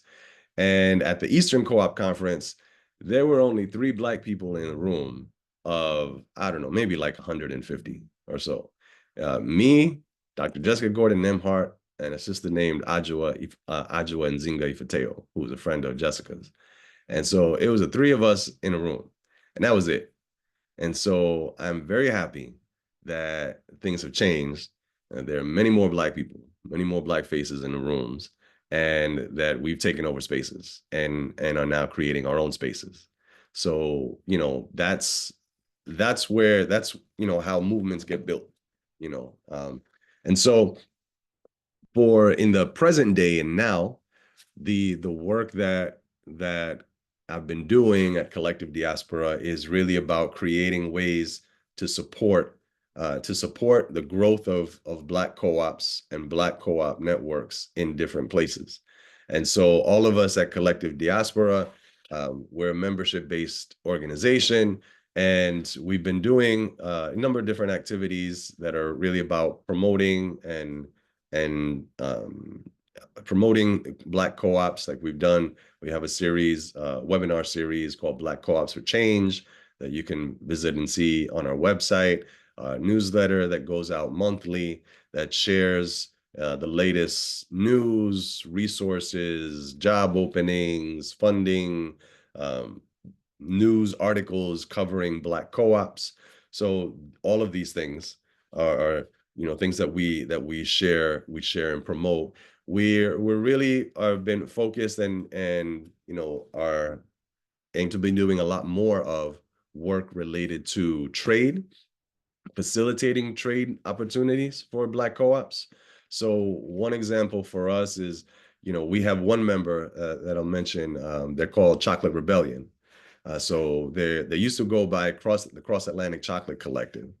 And to me, they're just a beautiful example of how a co-op can be a tool for decolonization and can be international and can, carry out, fulfill, that dream that a lot of us have had since you learned about Marcus Garvey of, a Pan-African network, which is what Collective Diaspora is. It's a Pan-African network for Black cooperation. And so Cross Atlantic or Chocolate Rebellion now, so they are cocoa bean growers. And they are cocoa bean growers who decided that they wanted to actually make their own chocolate. And the cocoa is an extremely exploitive industry. The chocolate is an extremely exploitive industry. We can hear about Swiss chocolate, Godiva, but there's no cocoa beans growing in Switzerland or anywhere in Europe. But these are considered to be the places that make fine chocolate. Well, they've used slave labor. Yeah, that's the basis. The basis of the chocolate industry historically has been slave labor, and it still uses slave labor. So slavery is still very much alive and present. And we have incredible amount of exploitation and child labor abuses that happen throughout West Africa. 70% of the world's cocoa production comes from West Africa. And almost all of it, all of the world's cocoa production comes from Black hands. And so that's throughout West Africa, Central Africa, Brazil, Colombia, throughout, Central South America. It is primarily in Black communities where cocoa is grown, not exclusively. There are also in the Americas, indigenous communities that grow cocoa. And so, but it's largely Black hands that are growing the cocoa beans. And so there's a huge amount of exploitation. Workers wind up getting, farmers in the different countries wind up getting pennies on the dollar. And that's because the beans are just grown and then they're harvested and then shipped north. So sent to Europe, sent to the US. It's a classic economic model of exploitation used in all colonial powers and all colonial industries. So you have resources that are grown, harvested, extracted, in the global south that are then processed in the north. And it's in the processing where the value is added, and it's in that value adding that where the money is made. And so members of Chocolate Rebellion decided, well, what if we just learn to make the chocolate ourselves? We make it, and we do the adding value, the processing, and then we sell it and we market it. And so they formed a marketing cooperative called Chocolate Rebellion. And so they taught themselves how to actually how to process the cocoa bean. And they learned that you could use a grinder instead of a extremely expensive cocoa bean grinder that was made and sold in Europe for tens of thousands of dollars. They were able to repurpose a dal grinder, dal, the bean that's used in India. In India, they used a dal grinder, and for I think like $150 or something, and taught themselves how to make it. And then they had formed this cooperative between they pulled together farmers in the Caribbean and in West Africa, and now have about 12, they're in 12 different countries where they pull together farmers and some of those farmers are farming cooperatives themselves, and taught themselves how to actually process the dal, how to process the cocoa, and then produce chocolate bars. And so, and because their focus is Pan-African, not and beyond the Caribbean and in Africa, they have also reached out to, and they're looking for more folks in the U.S. because they want to have nodes in Black communities in the U.S. where people are doing a final processing, because there is a part of the processing that is better to do in the global north, closer to where the market is going to be. It's the final step that what winds up happening, folks. If you ever experience this with chocolate, if you ever have a chocolate bar and it gets hot and then it melts and then it cools again, and you open it and you see there's like a white film on it. It looks a little, not grayish, but it has a bit of there's like a white film that's on it. It changes color slightly, and it loses that shiny luster that the chocolate bar has. Thank you, Shania says yes. All right. I'm looking at Nkuli and Diana's blank faces. I was like, okay, I don't know. They never had this problem. So yeah, so that comes from, the chocolate hasn't gone bad. It's just that the process has the milk solids have have they've come out, and so they've come out of the chocolate, and so it's basically a layer of milk that's laying on top of the chocolate bar, and so that changes the texture and the taste a little bit, and so folks who make chocolate don't like that, don't want to see that happen. So they want nodes that are of Black chocolatiers in the U.S., and they have some. So they partnered in East Cleveland. There's a Black co-op network or a group called Loiter in East Cleveland, Ohio. And so they have one node where they've been producing chocolate locally for Chocolate Rebellion and are able to sell it.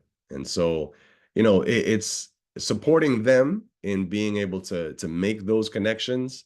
We brought them initially a few years ago to a Black co-op conference in the US and got them connected to Equal Exchange, and Equal Exchange eventually wound up selling about 10,000 bars of their chocolate. And so this is something that, for us was really important and critical, and want to be able to see more of. Am I talking too long? Oh, yes, thank you. All right. Thank you, Nkuli. All right. So, I've shared a bit. Thank you for having me on. The work that we're doing at Collective Diaspora is about building co-ops, Black co-ops and Black co-op networks. I invite all of you to join us, our next events, sign up on our website to get our monthly newsletter. And I'd say that's the best way to stay in the loop with the work that we're doing. and join Collective Diaspora yourselves as for your co-ops. Cool. Thank you so much, Omar. As I said in my chat, we could probably have a lot more time to learn and talk through Collective Diaspora. I did share all the links to the webinars.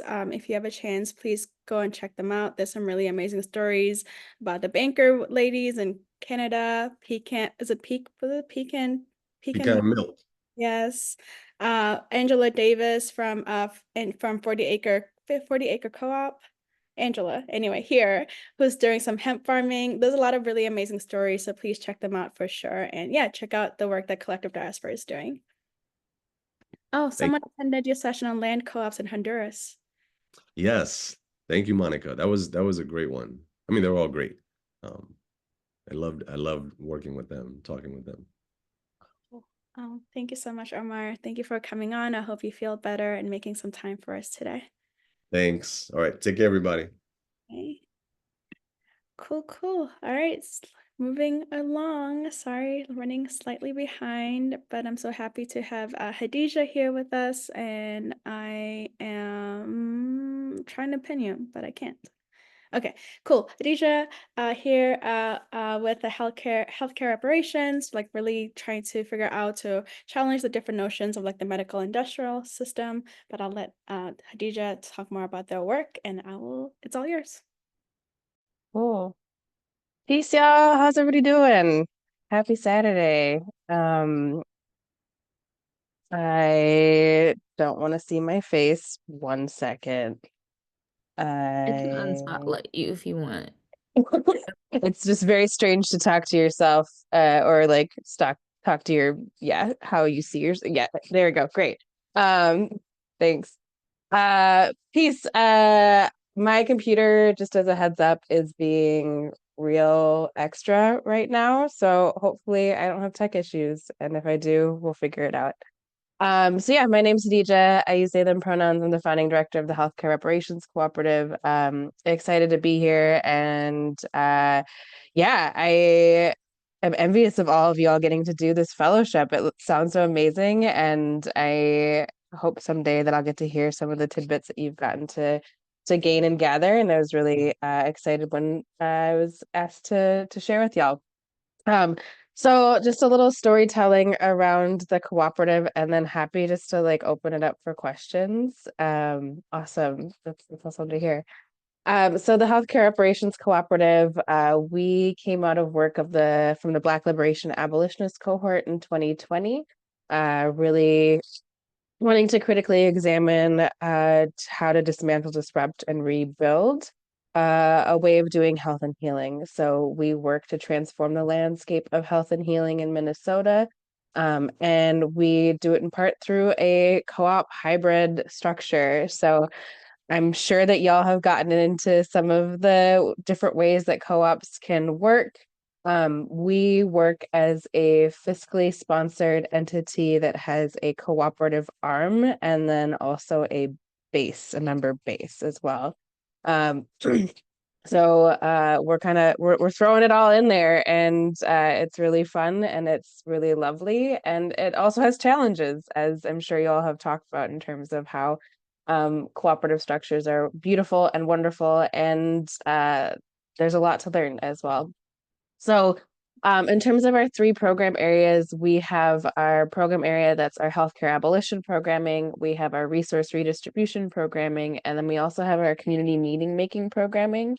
And all of those work to transform the landscape of health and healing here in Minnesota. And we really view this as a container, a pilot, an abolitionist experiment to see how far we can get. And we know that no matter how far we get, it will cause some sort of change for the better. And that's our mentality around that. So for the cooperative arm of our work, that's where our meaning making members situate themselves. And so we know that in terms of healthcare, healing, public health, research is really imperative. And it also is a really huge contributing factor in terms of how systems of oppression uphold the healthcare system and continue to oppress folks. And so the meaning making arm, that's where we take the research model and we flip it on its head. And anyone can come to us and say, yo, I got a question related to healthcare, healing, public health. And we go through a vetting process where we investigate that question. Our members investigate that question and vet it for things like, does the person or organization who's bringing this question up, do they have access to traditional meaning making options? So that really says if the University of Minnesota were to come to us and say, hey, we want you to do this project, we would say, no, thank you. Y'all got access to doing it other ways. We ask questions around, does this further Black liberation and queer liberation? Does this particular question uncouple racial capitalism from healthcare? And once our members have gone through that whole process, we either can take on the question as a meaning making or research opportunity, or we refer it to another organization or entity. Once we've taken on a project, our members then come together to figure out how to answer said question or investigate said question. And then any IP, intellectual property that's garnered from that process is collectively owned by our members as well. So members have voting power and members also have intellectual property rights where they can actually take the knowledge produced and run with it beyond just our organization. That is a way for us to really keep knowledge production within the communities and have shared ownership of that knowledge that's produced. Yeah, in terms of how folks join meaning making memberships, one of the critical pieces is that folks have to significantly contribute to a meaning making project.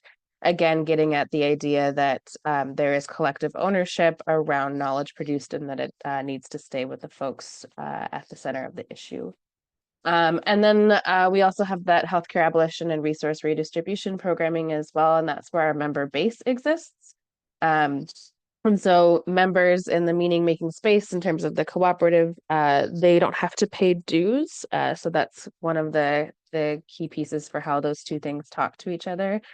And because we're fiscally sponsored, the IRS has less of a angry stance towards us in terms of our hybrid structure. So C3s and co-ops can exist together, but require a bit more of an IRS stance to make sure you're in compliance.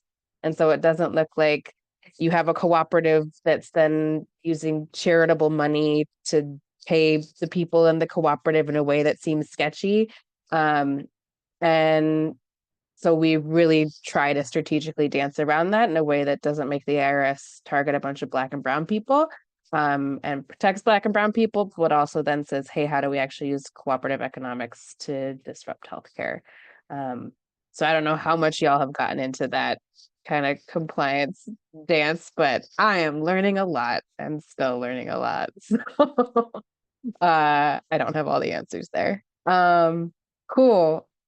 Feel like I just talked at y'all a bunch. I would love to just open it up to questions and see what's coming up for everyone.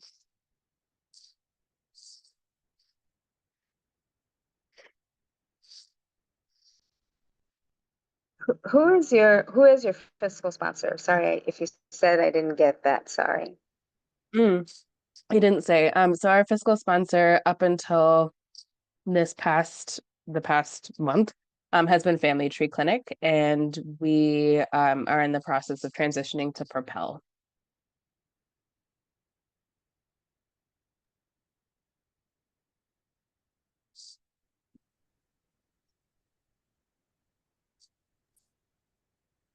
I saw you come off mute. Was there a follow-up?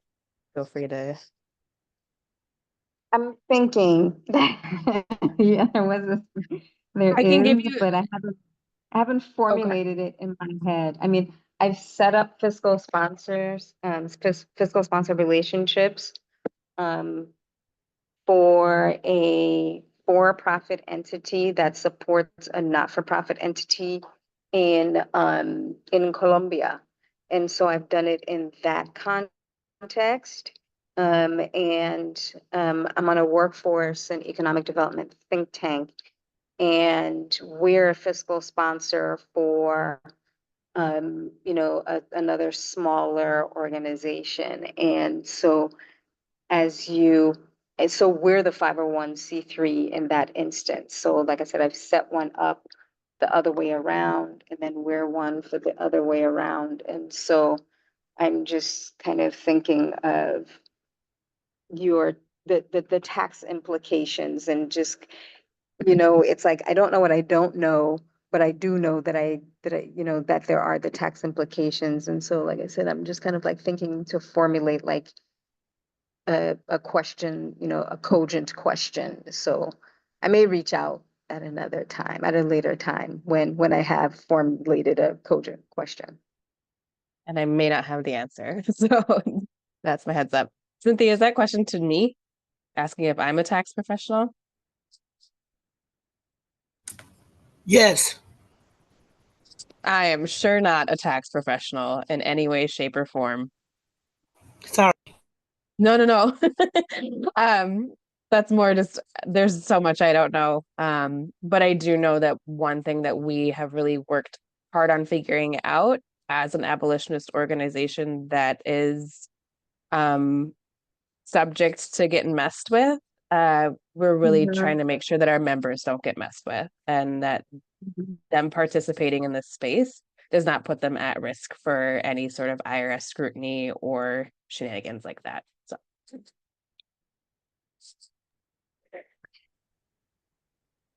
It sounds like, and I guess part of my kind of like trying to work through is just kind of figuring out your structure, because it sounds more like a collective than a cooperative, because it's like, folks are kind of like pulled in on almost like on a project by project basis. So it's almost like um folks are on the bench, and then depending on the project, then folks come off of the bench, while they're doing whatever, so that's what it sounds like. Can you explain essentially?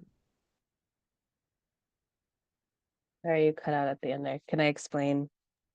Oh, sorry, your structure, how you're organized a little bit more. Yeah, yep. So we have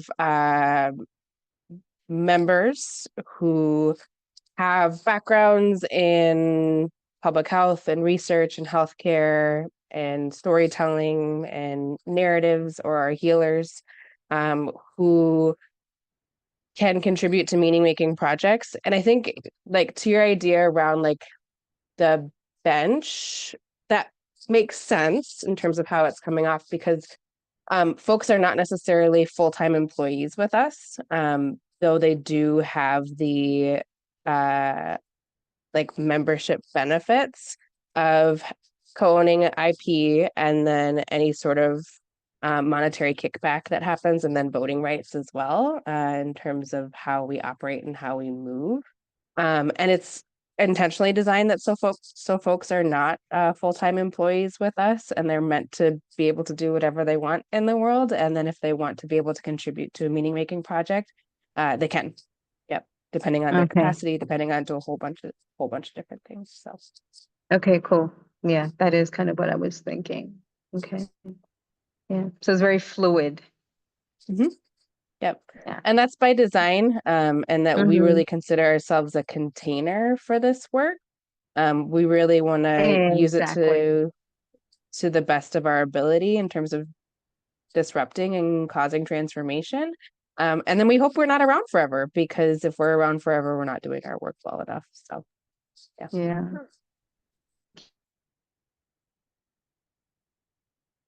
What other questions are coming up for?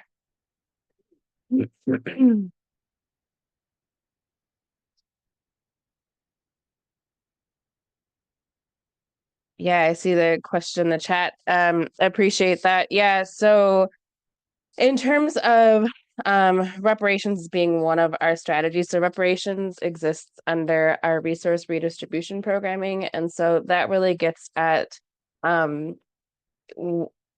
flexible and inflexible resources are a well-known driver of health outcomes, and the disparate access to flexible and inflexible resources.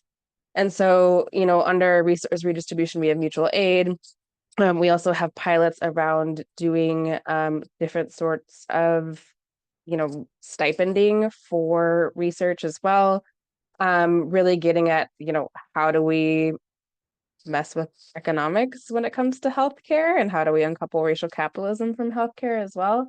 And reparations is just one of those projects. And so there's been a lot of research saying, yes, reparations will do a lot in terms of health outcomes. But it's just kind of a bunch of piles of paper that are saying like this will do something, and we're like, okay, let's try it. Like, let's stop writing papers around it, and let's actually give it a go. So we actually have a 4-year pilot project that Hennepin County seeded this year to be able to implement that project, which is a participatory action research project in Hennepin County, for folks to define what systemic, interpersonal, and economic healthcare related reparations mean, and then for that to happen and see how that actually causes change. Are there anywhere else like healthcare professionals?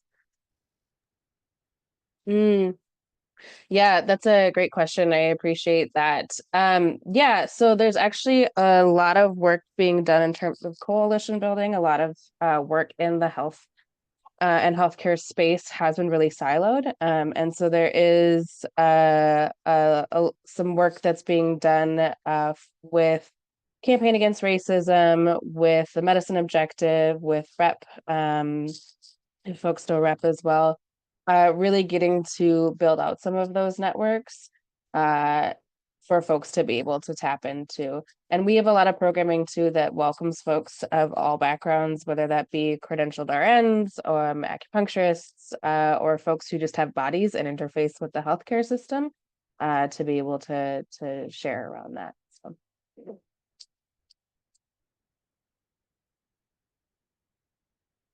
What else is coming up for folks? I'm just, if there are no other questions, I'm maybe sort of slightly, there was a question earlier about like how folks are like resourcing or funding the work. So I don't know if you want to talk a little bit about that too. Sure, like how we are funded, Yes. kind of a thing.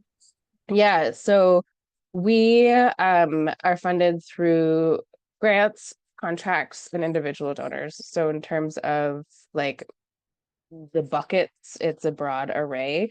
And that's in part because we are a fiscally sponsored hybrid. Like, we have that ability to be able to take and accept grants and contracts as well. So that's kind of how that mixed model works for us. Yeah.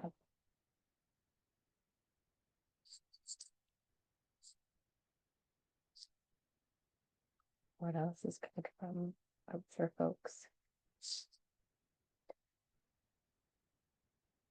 I would also just love to hear like what, for folks who can share just like who's represented in this space. I did like a little like look to see who was a part of the cohort, but just seeing like what types of co-ops. I think there were a lot of arts co-ops. Is that what I remember correctly?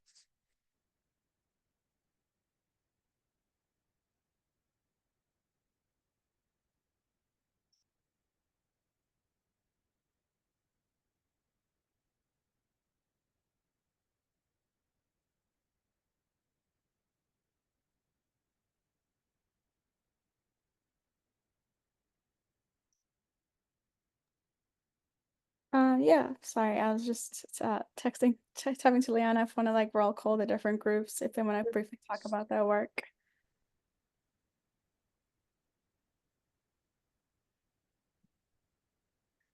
Okay, how about branch out? Are you guys here?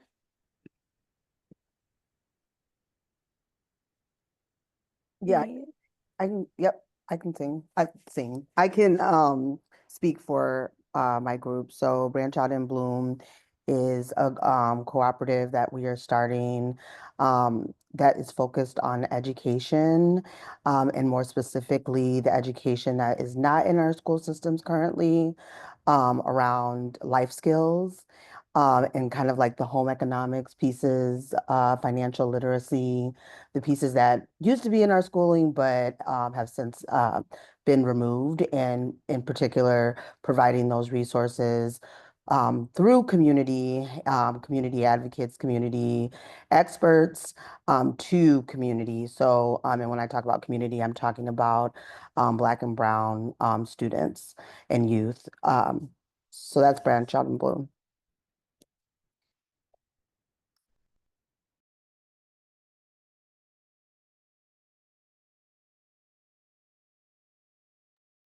Thank you guys for sharing. Up next, I have BWINH Inc.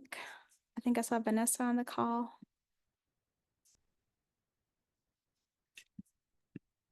Hi, yes, good afternoon. Yes, so we're the Black Women in New Hampshire Collective. We're a group of Black women who live mostly in New Hampshire and other parts of New England, who are coming together to build a variety of cooperative models to meet the needs of the community in New Hampshire. Some of the things that we're working on as like priorities are forming a cooperative to address housing needs. I know that's a pressing issue everywhere, but there really aren't any housing advocacy movements that center the Black experience. And so we're hoping to fill that gap. We are also working on educational programs, programs for ourselves as a collective so that we can increase our knowledge around our history of cooperation and how to pass that along to our community. We also have a program that is more geared towards adults, where we're hoping to sort of fill the gaps that many of us experienced due to the inadequate sort of curriculum that exists in whether it be public or private schools around Black history, with an emphasis on the history of Black cooperation. And then we have a program for kids as well that we're calling Seeds of Solidarity, where we're hoping to host monthly meetups for kids ages 5 to 16, to come together, learn about Black history in sort of interactive and fun ways. While our target audience is the Black community, we are open to opening up these programs to people of other races and ethnic groups as well. Again, knowing that we all kind of had a deficient sort of education around Black history. Jess, anything that you would add? No, not at the moment. Well, we have the Black Women Lead initiative trying to get us to step into our what do you say? What do you call it? Leadership, work on our leadership skills.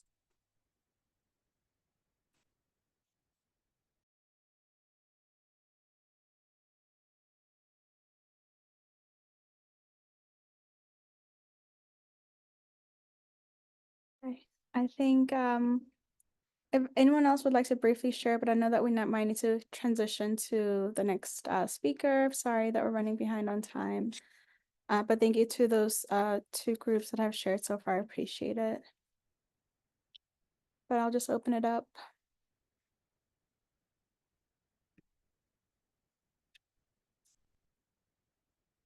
If people want to reach out, where can they find you?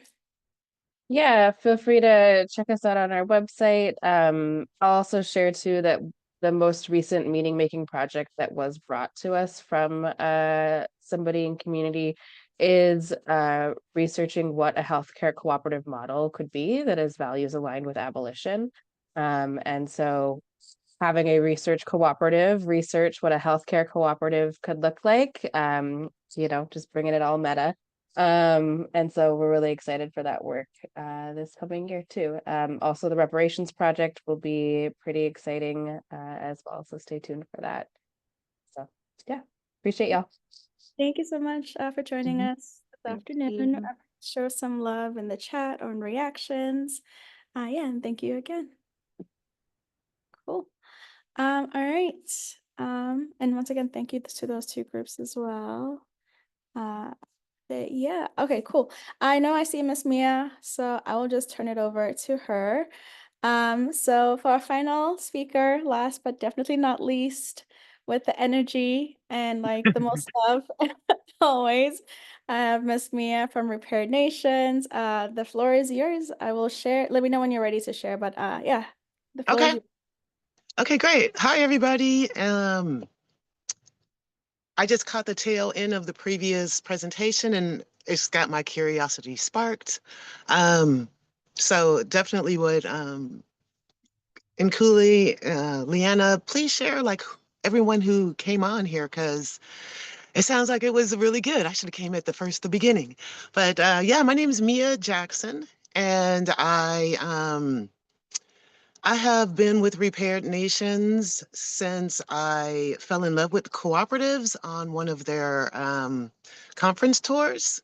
Um, so Repaired Nations was set up in 2019, and it actually was founded by my son, Gregory, um, which is why people call me Mama Mia instead of just because in meetings it was kind of awkward. You're like, Mia, mom, this kind of thing. And Kali, would you start my presentation? Okay. So, yeah, we are a cooperative incubator and a germinator. Actually, we like to use nature adjectives. Cooperative germinator out of Oakland, California, and been founded in 2017 actually, with workshops around think outside the box. And we did a book club on cooperative courage, which cooperative courage is kind of our guiding post, right? Um, if you've never read the book, it definitely will spark your curiosity about cooperatives in the Black community, teach you a lot about how cooperatives align with our, freedom and rights struggles, um, and just, fire you up, right? So, yeah, we decided to, try to highlight the fact that there are a lot of cooperative actions in the Black community, because the prevailing thought seems to be like, oh, we need to get together, get together, right? But we are, right? And so, if you would flip to the next ones,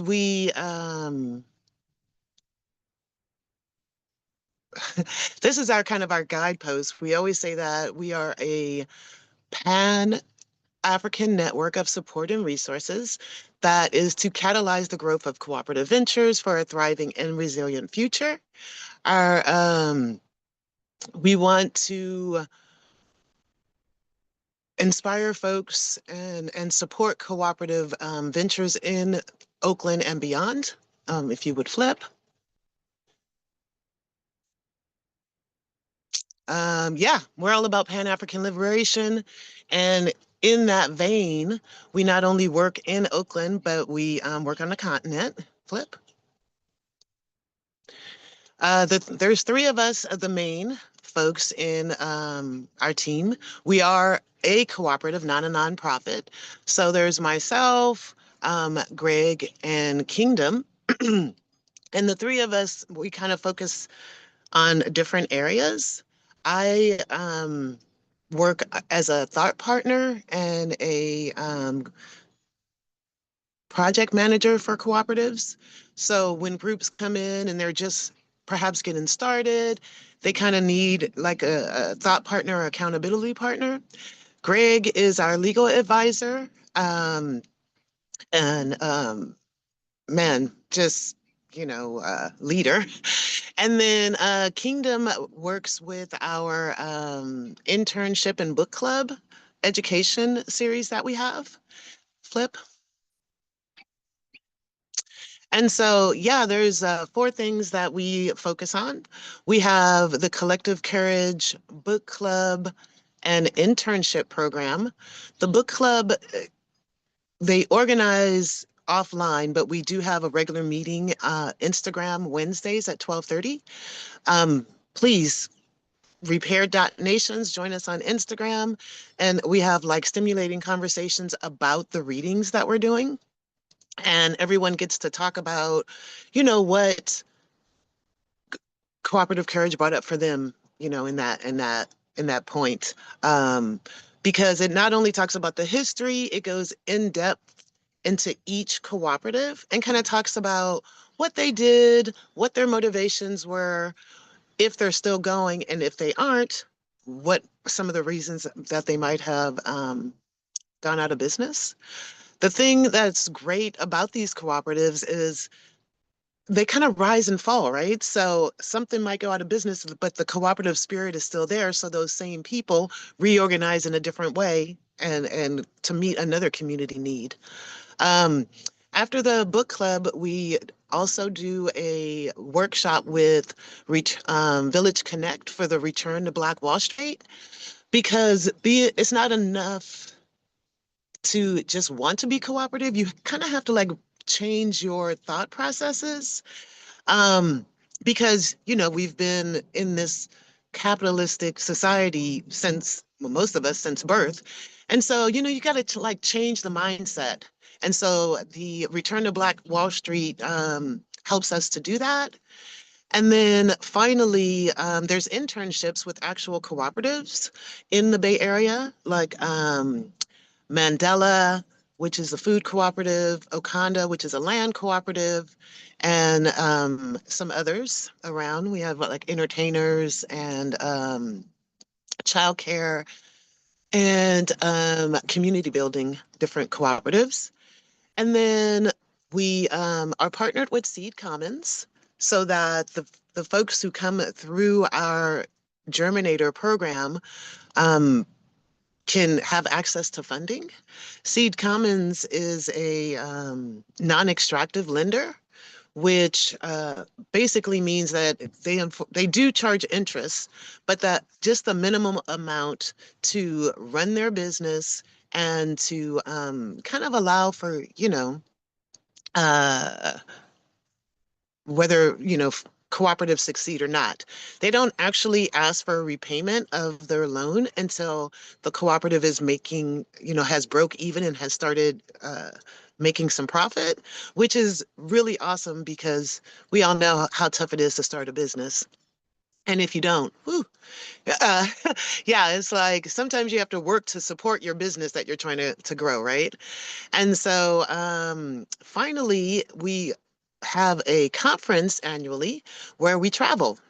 Um, it started in 2019 where we traveled to Ghana, and we've been back to Ghana 4 times since then. We've also added on traveling to Tanzania, and this year we're also traveling to Jamaica. And so if you would flip, see. Okay, great. So this is a super busy page. I do encourage you to go to repairednations.coop to kind of look at it more closely. But I'll start with Ghana. So Ghana, it all started with the year of return and wanting to know, expand our knowledge on the culture of the continent. And we always wanted to go. I mean, I think that's one thing that people in the Black community especially should aspire to go to the continent, just to see Black people running a whole nation, right? Um, because here, us being, minorities, we don't get to see Black people like running stuff. And so, a lot of the times inspiration comes from what you see. And so, yeah, Ghana, we learned a lot. We learned a lot about the culture there by traveling to 4 different regions. So we not only do the historical part, the slave dungeons and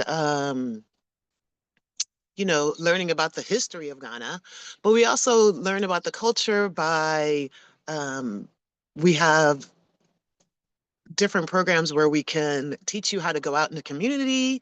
This year we learned how to, last year, I'm sorry, we learned how to catch a trotro. which is their like cab system.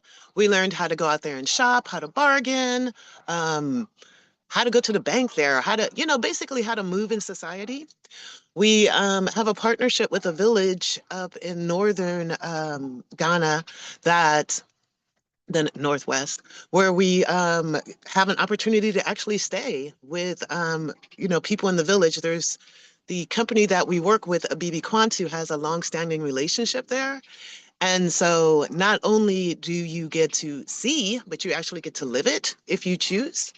Um, what else? We go down to the Cape Coast, the beaches.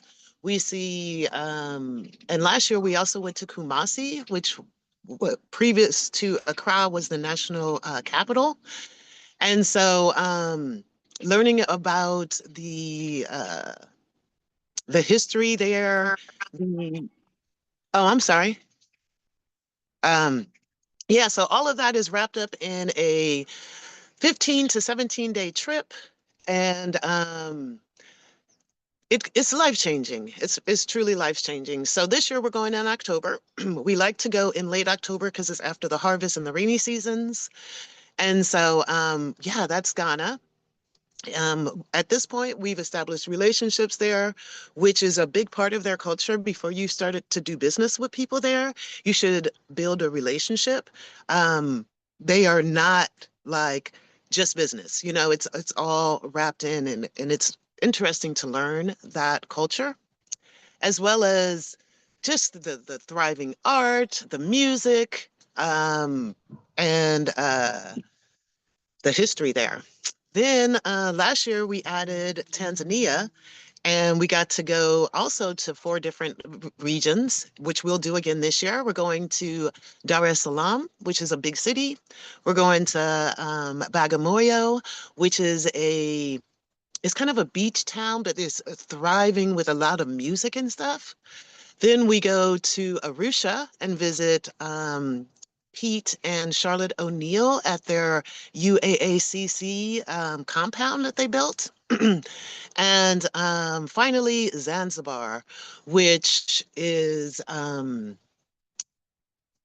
just amazing with one thing about Tanzania, if y'all didn't know, back in COVID, they refused um, immunizations, period. They went to the land, they went to natural medicines. And so the whole country is about that, right? No, natural medicines, taking care, not just going to the doctor and depending on, modern medicine.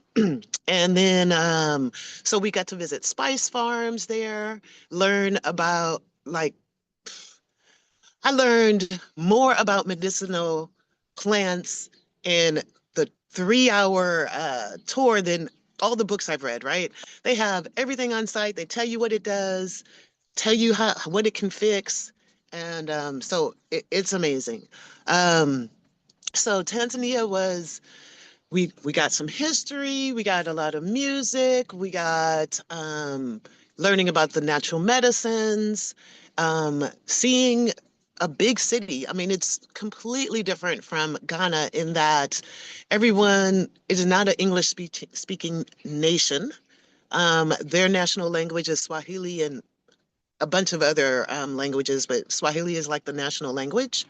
And so it felt a bit more foreign. Like Ghana is a great break-in to the continent, but this you definitely people is about their business, lots of industry there. So that was Tanzania.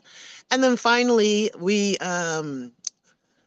were invited to come to Jamaica by the Rastafari village. And I got super excited because, hey, someone wants us, right? Yes, of course we'll come. Um, they have what they call their halfway to Africa, decolonization academy. So this is going to be all new for all of us. We'll get to, I mean, people have gone to Jamaica and just laid on the beaches and all that. No, this is deeper. This is finding out the culture of the Rastafari. We're also going to visit the Maroon village and their version of freedom, their whole mindset that is completely different than ours. Eat some good food because the village is vegan and vegetarian. So get rest and also, you know, connect with each other. Um, yeah, so that's the third part of what we do at Repaired Nations. The conference trips are a great way to, because it's a collective trip, we learn about different cooperatives, we visit different cooperatives, we create lifelong relationships. Everyone that comes on the trip, we're friends forever, right? You can't travel with someone for 15 days and you're either gonna, well, you're going to work it out, right? Because it's cooperative. I'm not going to say it's all kumbaya. People have, you know, their clashes. We work them out together. People have different thoughts of where they want to go. We work it out together. And so it's a cooperative trip that fosters cooperative education, healing, health, getting back to the land. I mean, it's all the things. It's all the things. And I'm about to spin off and get super excited, which I've been known to do. But before I do that, let me check if there's any questions. And I really want to invite y'all to come because be part of the Pan-African Cooperative Network. That's what we're building, right? One of the values of cooperatives is connecting with the other cooperatives, right?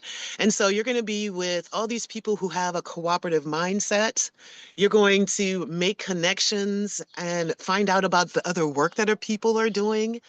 Um, I'm totally one of those connector like type people. It's like, you tell me what you're doing. I'm thinking, oh, we can connect on this. Oh, I have a land thing. Oh, I'm a farmer. Oh, I'm a permaculture, you know, person.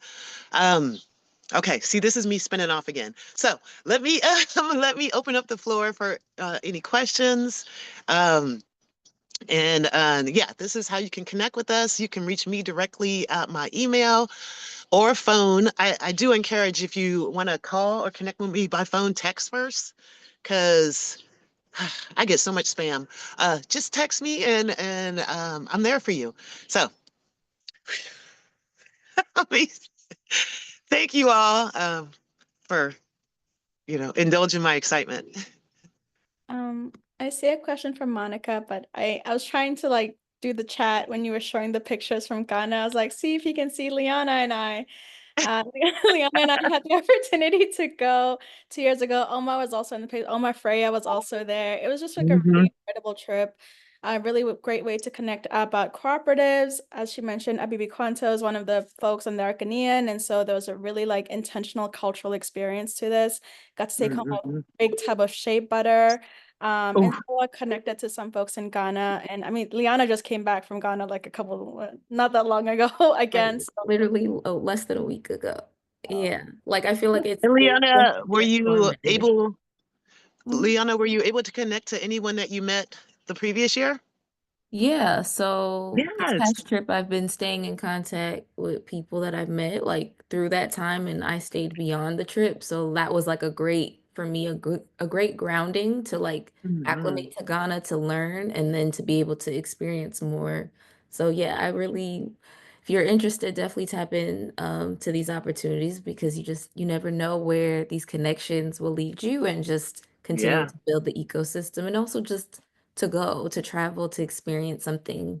So definitely life-changing, definitely transformative. So happy to share I I more totally this agree. time. And then not to bring politics into this, but the state of America right now, I just keep thinking back to, should I go? No. Should I just leave and go back to Ghana? Should I go back to Tanzania? It just gives you other options. You don't have to deal with America. You can you can escape. Yeah. My son actually moved over there. He didn't come back in 2023 and he's still there. Yeah. Monica, I see you have your hand up.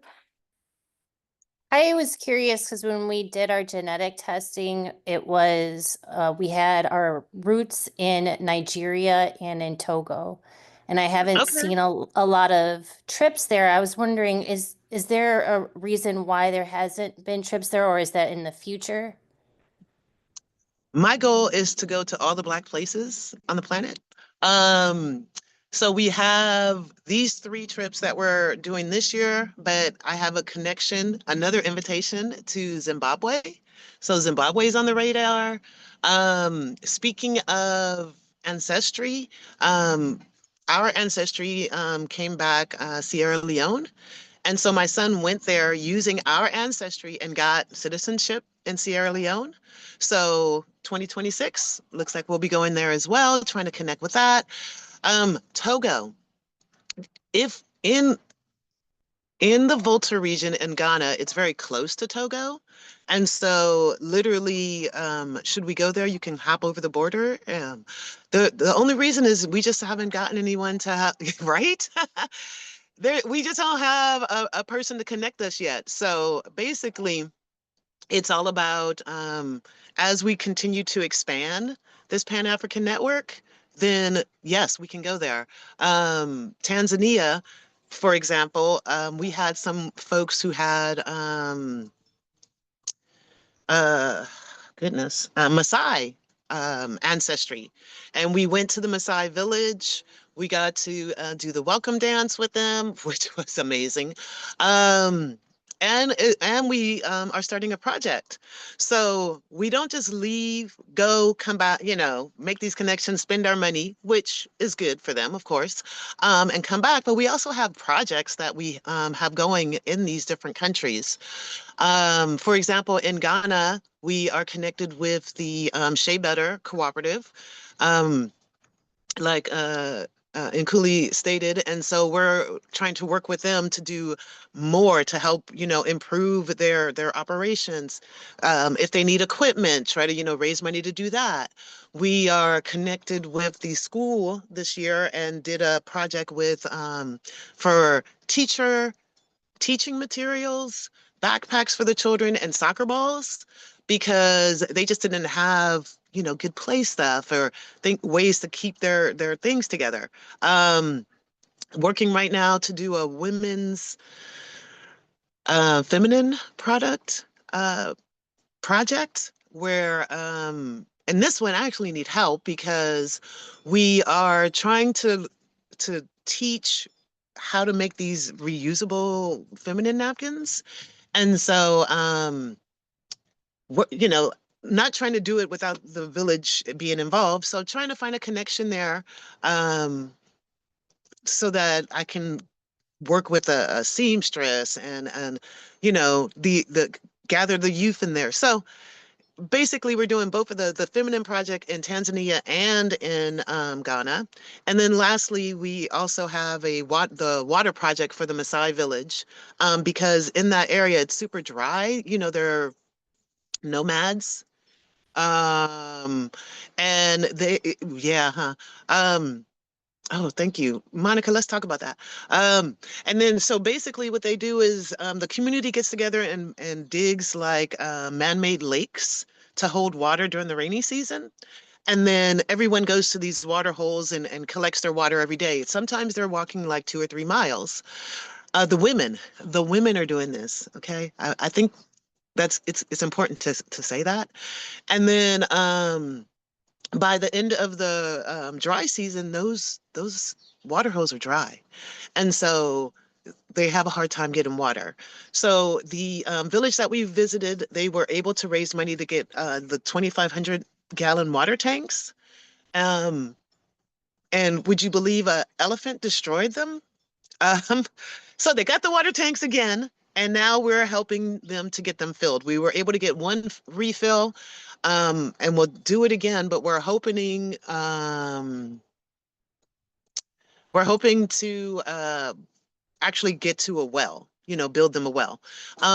I saw a question about the displacement of the Maasai.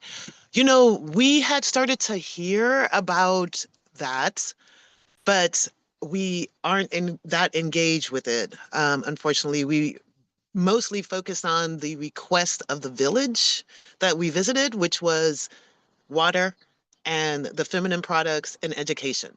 So At this point, we're like, we are building a page on our website to help promote these different projects, and gather, community help around them.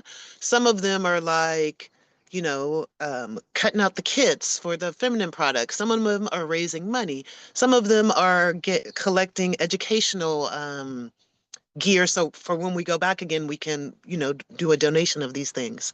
Okay, that's me getting excited again. Any other questions?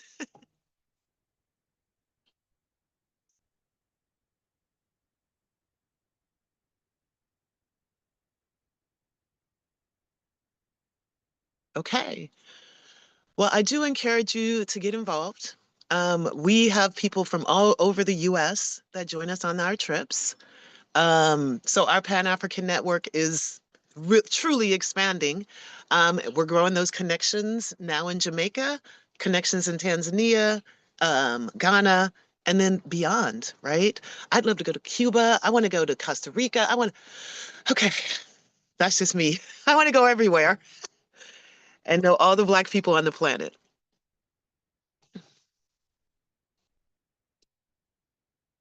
I think I went over. No, you're okay. I think you're just like a but thank you so much, Miss Mia. Mama Mia, for coming and sharing with us. It's always a joy having you there.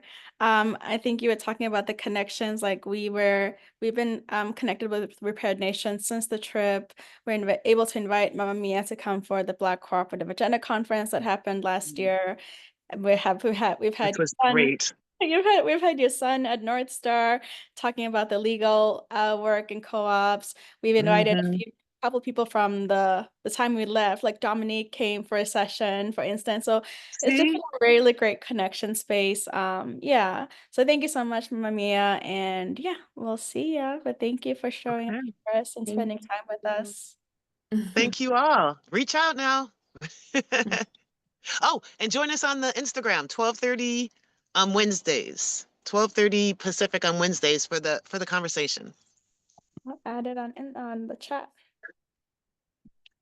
All right. Awesome. I hope to see y'all again at the Cooperatives Conference or something. I don't know. I got to come out there. Y'all got to come to California. Invitation is open. I didn't even start talking about our land project and stuff. So yeah, you see I'm crazy, right? All right. Thank you so much, Mama Mia. Have a wonderful rest of your day. Someone said not crazy, passionate in the chat. Yes, Passionate. Yeah. passionate. Take care, y'all. All right. All right, peace. Cool. I don't know. How's everyone feeling? This is like the end of our session. Almost the end of our session. Very worthwhile, very uplifting, very needed. Thank you. Yeah, it's definitely one of my favorite sessions just because I always enjoy hearing about the work that people are doing. And I think it's just a reminder of like what's possible and what work is happening in the world to not feel alone. Yeah, Brianna says, yes, uplifted as well. I'm glad. My mind and heart are full. I'm glad. Definitely helped me give me a lot more hope about what's possible, says Keegan. For sure. All right. I'm gonna pass it to Liana for surveys and other things. We do have an announcement about projects, but I'm gonna pass it to Liana for now. Thank you. All right. So I'm dropping in the chat our post-session survey. Feel free to take the next 5 minutes or so to fill that out or complete at another time that feels good for you. But we really do appreciate your feedback, especially getting a sense of what you thought and what we might consider for the next time. So we'll take a few minutes to do that. So yeah, let's say maybe the next 5 minutes, and then we'll continue on with our announcements. So I might just pause the recording for now, and then we can resume it for the announcements.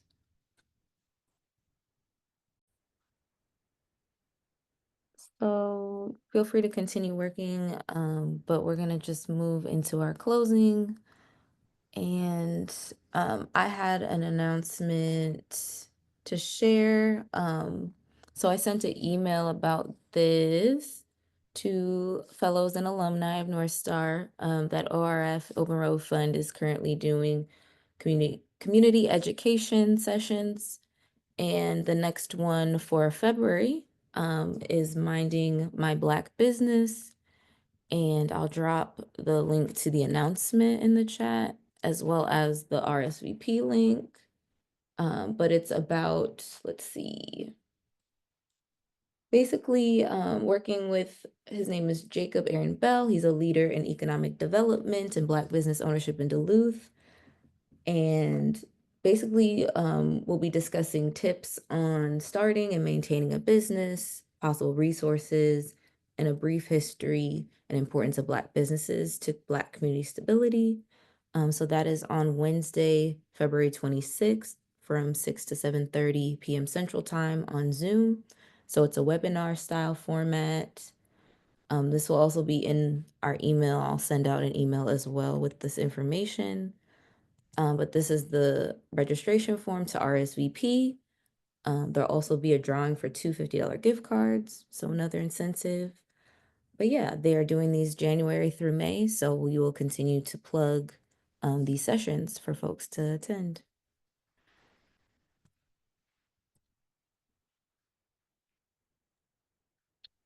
I think just moving to our closing. All right. I'm wondering if we can maybe do a closing where we can just hear everybody come off mute. Feel free to also maybe in the chat, but encouraging just to hear everyone's voice. Maybe just sharing a one word, a phrase of how you're feeling at this moment. I know we started like how our minds, body, spirits doing. So maybe closing with that same question, and whoever would like to start and then select the next person to go. So we can just popcorn style that way and hear everyone before we depart. So who would like to start, or we'll call on someone, but I'd rather. I'll go first. This is Cynthia. I'm gonna come on camera. I'm feeling more calm and more centered right now than I did earlier.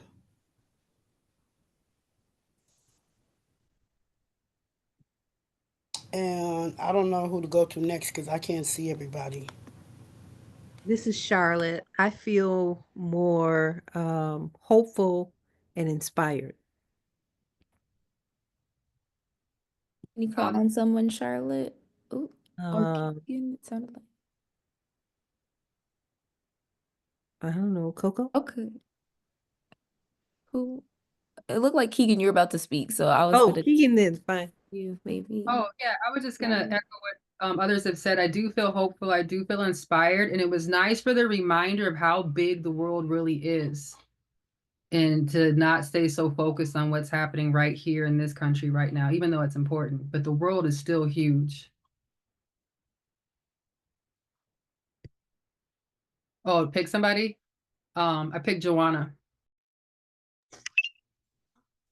So for me, I want to say inspired as well, especially like inspired with collaborating with others or like seeking out like resources and how you can like work together in the community. Is something big that was coming up that inspired me to get out more in the community and try to like cultivate relationships where we can help each other.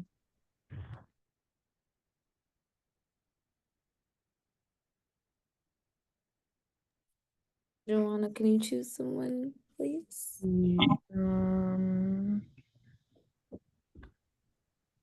Heather? Yes.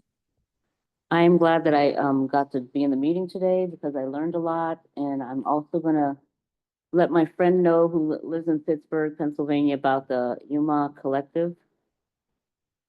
And I'm also gonna let my brother know about the Artisan Co-op, because he's an artist in Washington, D.C.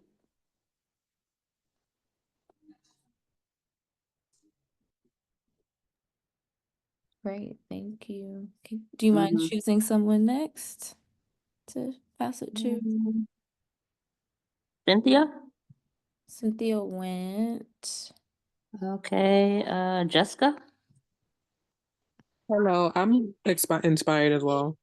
I didn't realize there were so many co-ops that offer so many different things. That's very interesting to me. I'm gonna be doing a lot of research on different things.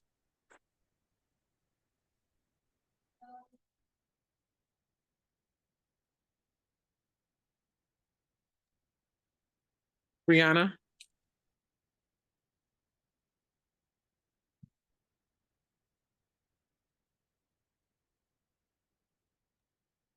Okay, I can read what Brianna put in the chat. Placing my words in the chat here.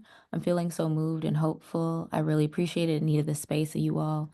Thanks so much, everyone. Thank you. How about Kat? You mind going next? Yeah. So in the beginning I was feeling very anxious and kind of stuck. And so today's session has made me feel more hopeful. And I think a good word that is sticking to me is connected.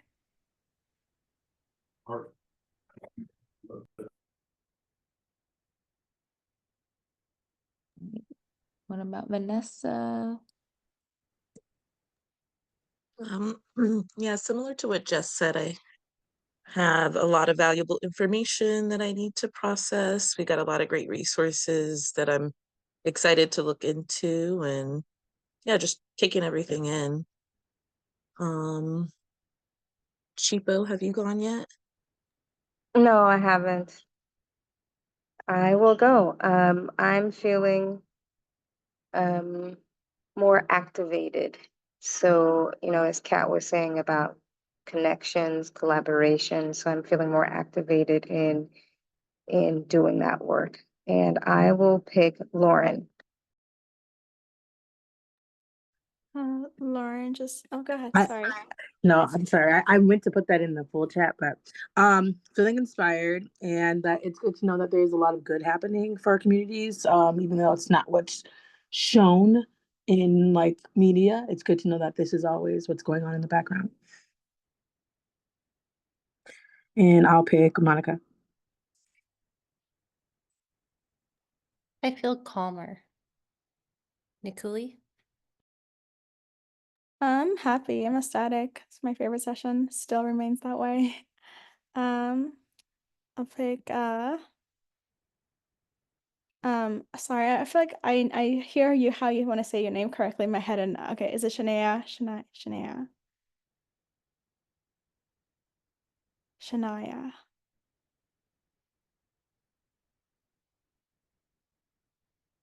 Trying to find my unmute button. Sorry.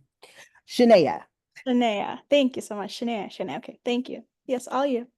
Yeah, I liked like having all the different perspectives, all the different co-ops. There were some that like got really excited about, wanted to know more about. I think it was interesting learning even like the infrastructure of some of the co-ops and how they got started. Um, and I think I was most excited about the last one though, just on like a personal level of traveling and just getting um, like a real experience that's not like a touristy experience of going back to our roots. And so I'm excited to learn more there and then just really just dig into each and every one of the co-ops that we learned about today. And then uh, think about like what we can take back for our own to help build. So I will popcorn over to Lauren. Have you went yet? Yes, I did. Oh, I think I'm the last one, so I can go. Thank you. I'm feeling grateful for the space to learn and grow together and to get to witness and yeah, engage in this kind of shared learning space and be inspired, like folks have already said. So thank you everyone for sharing. And that's all we have for today, unless Nicole, did you have another thing? Oh, okay. No, I was just responding to I didn't see your chat earlier. Yes, we're sharing all the presentations and links that were sent to us in the follow-up email, so you'll get those too. But thank you, everyone. Have a wonderful rest of your day. I think I'm leaning on the words that were shared earlier, just to take care of ourselves and, leaving the chaos to be the chaos, but centering us. So I'm grateful to have shared the space with you again. And yeah, hope you have a wonderful rest of your day. Thank you, everyone. Peace. All right. Bye-bye.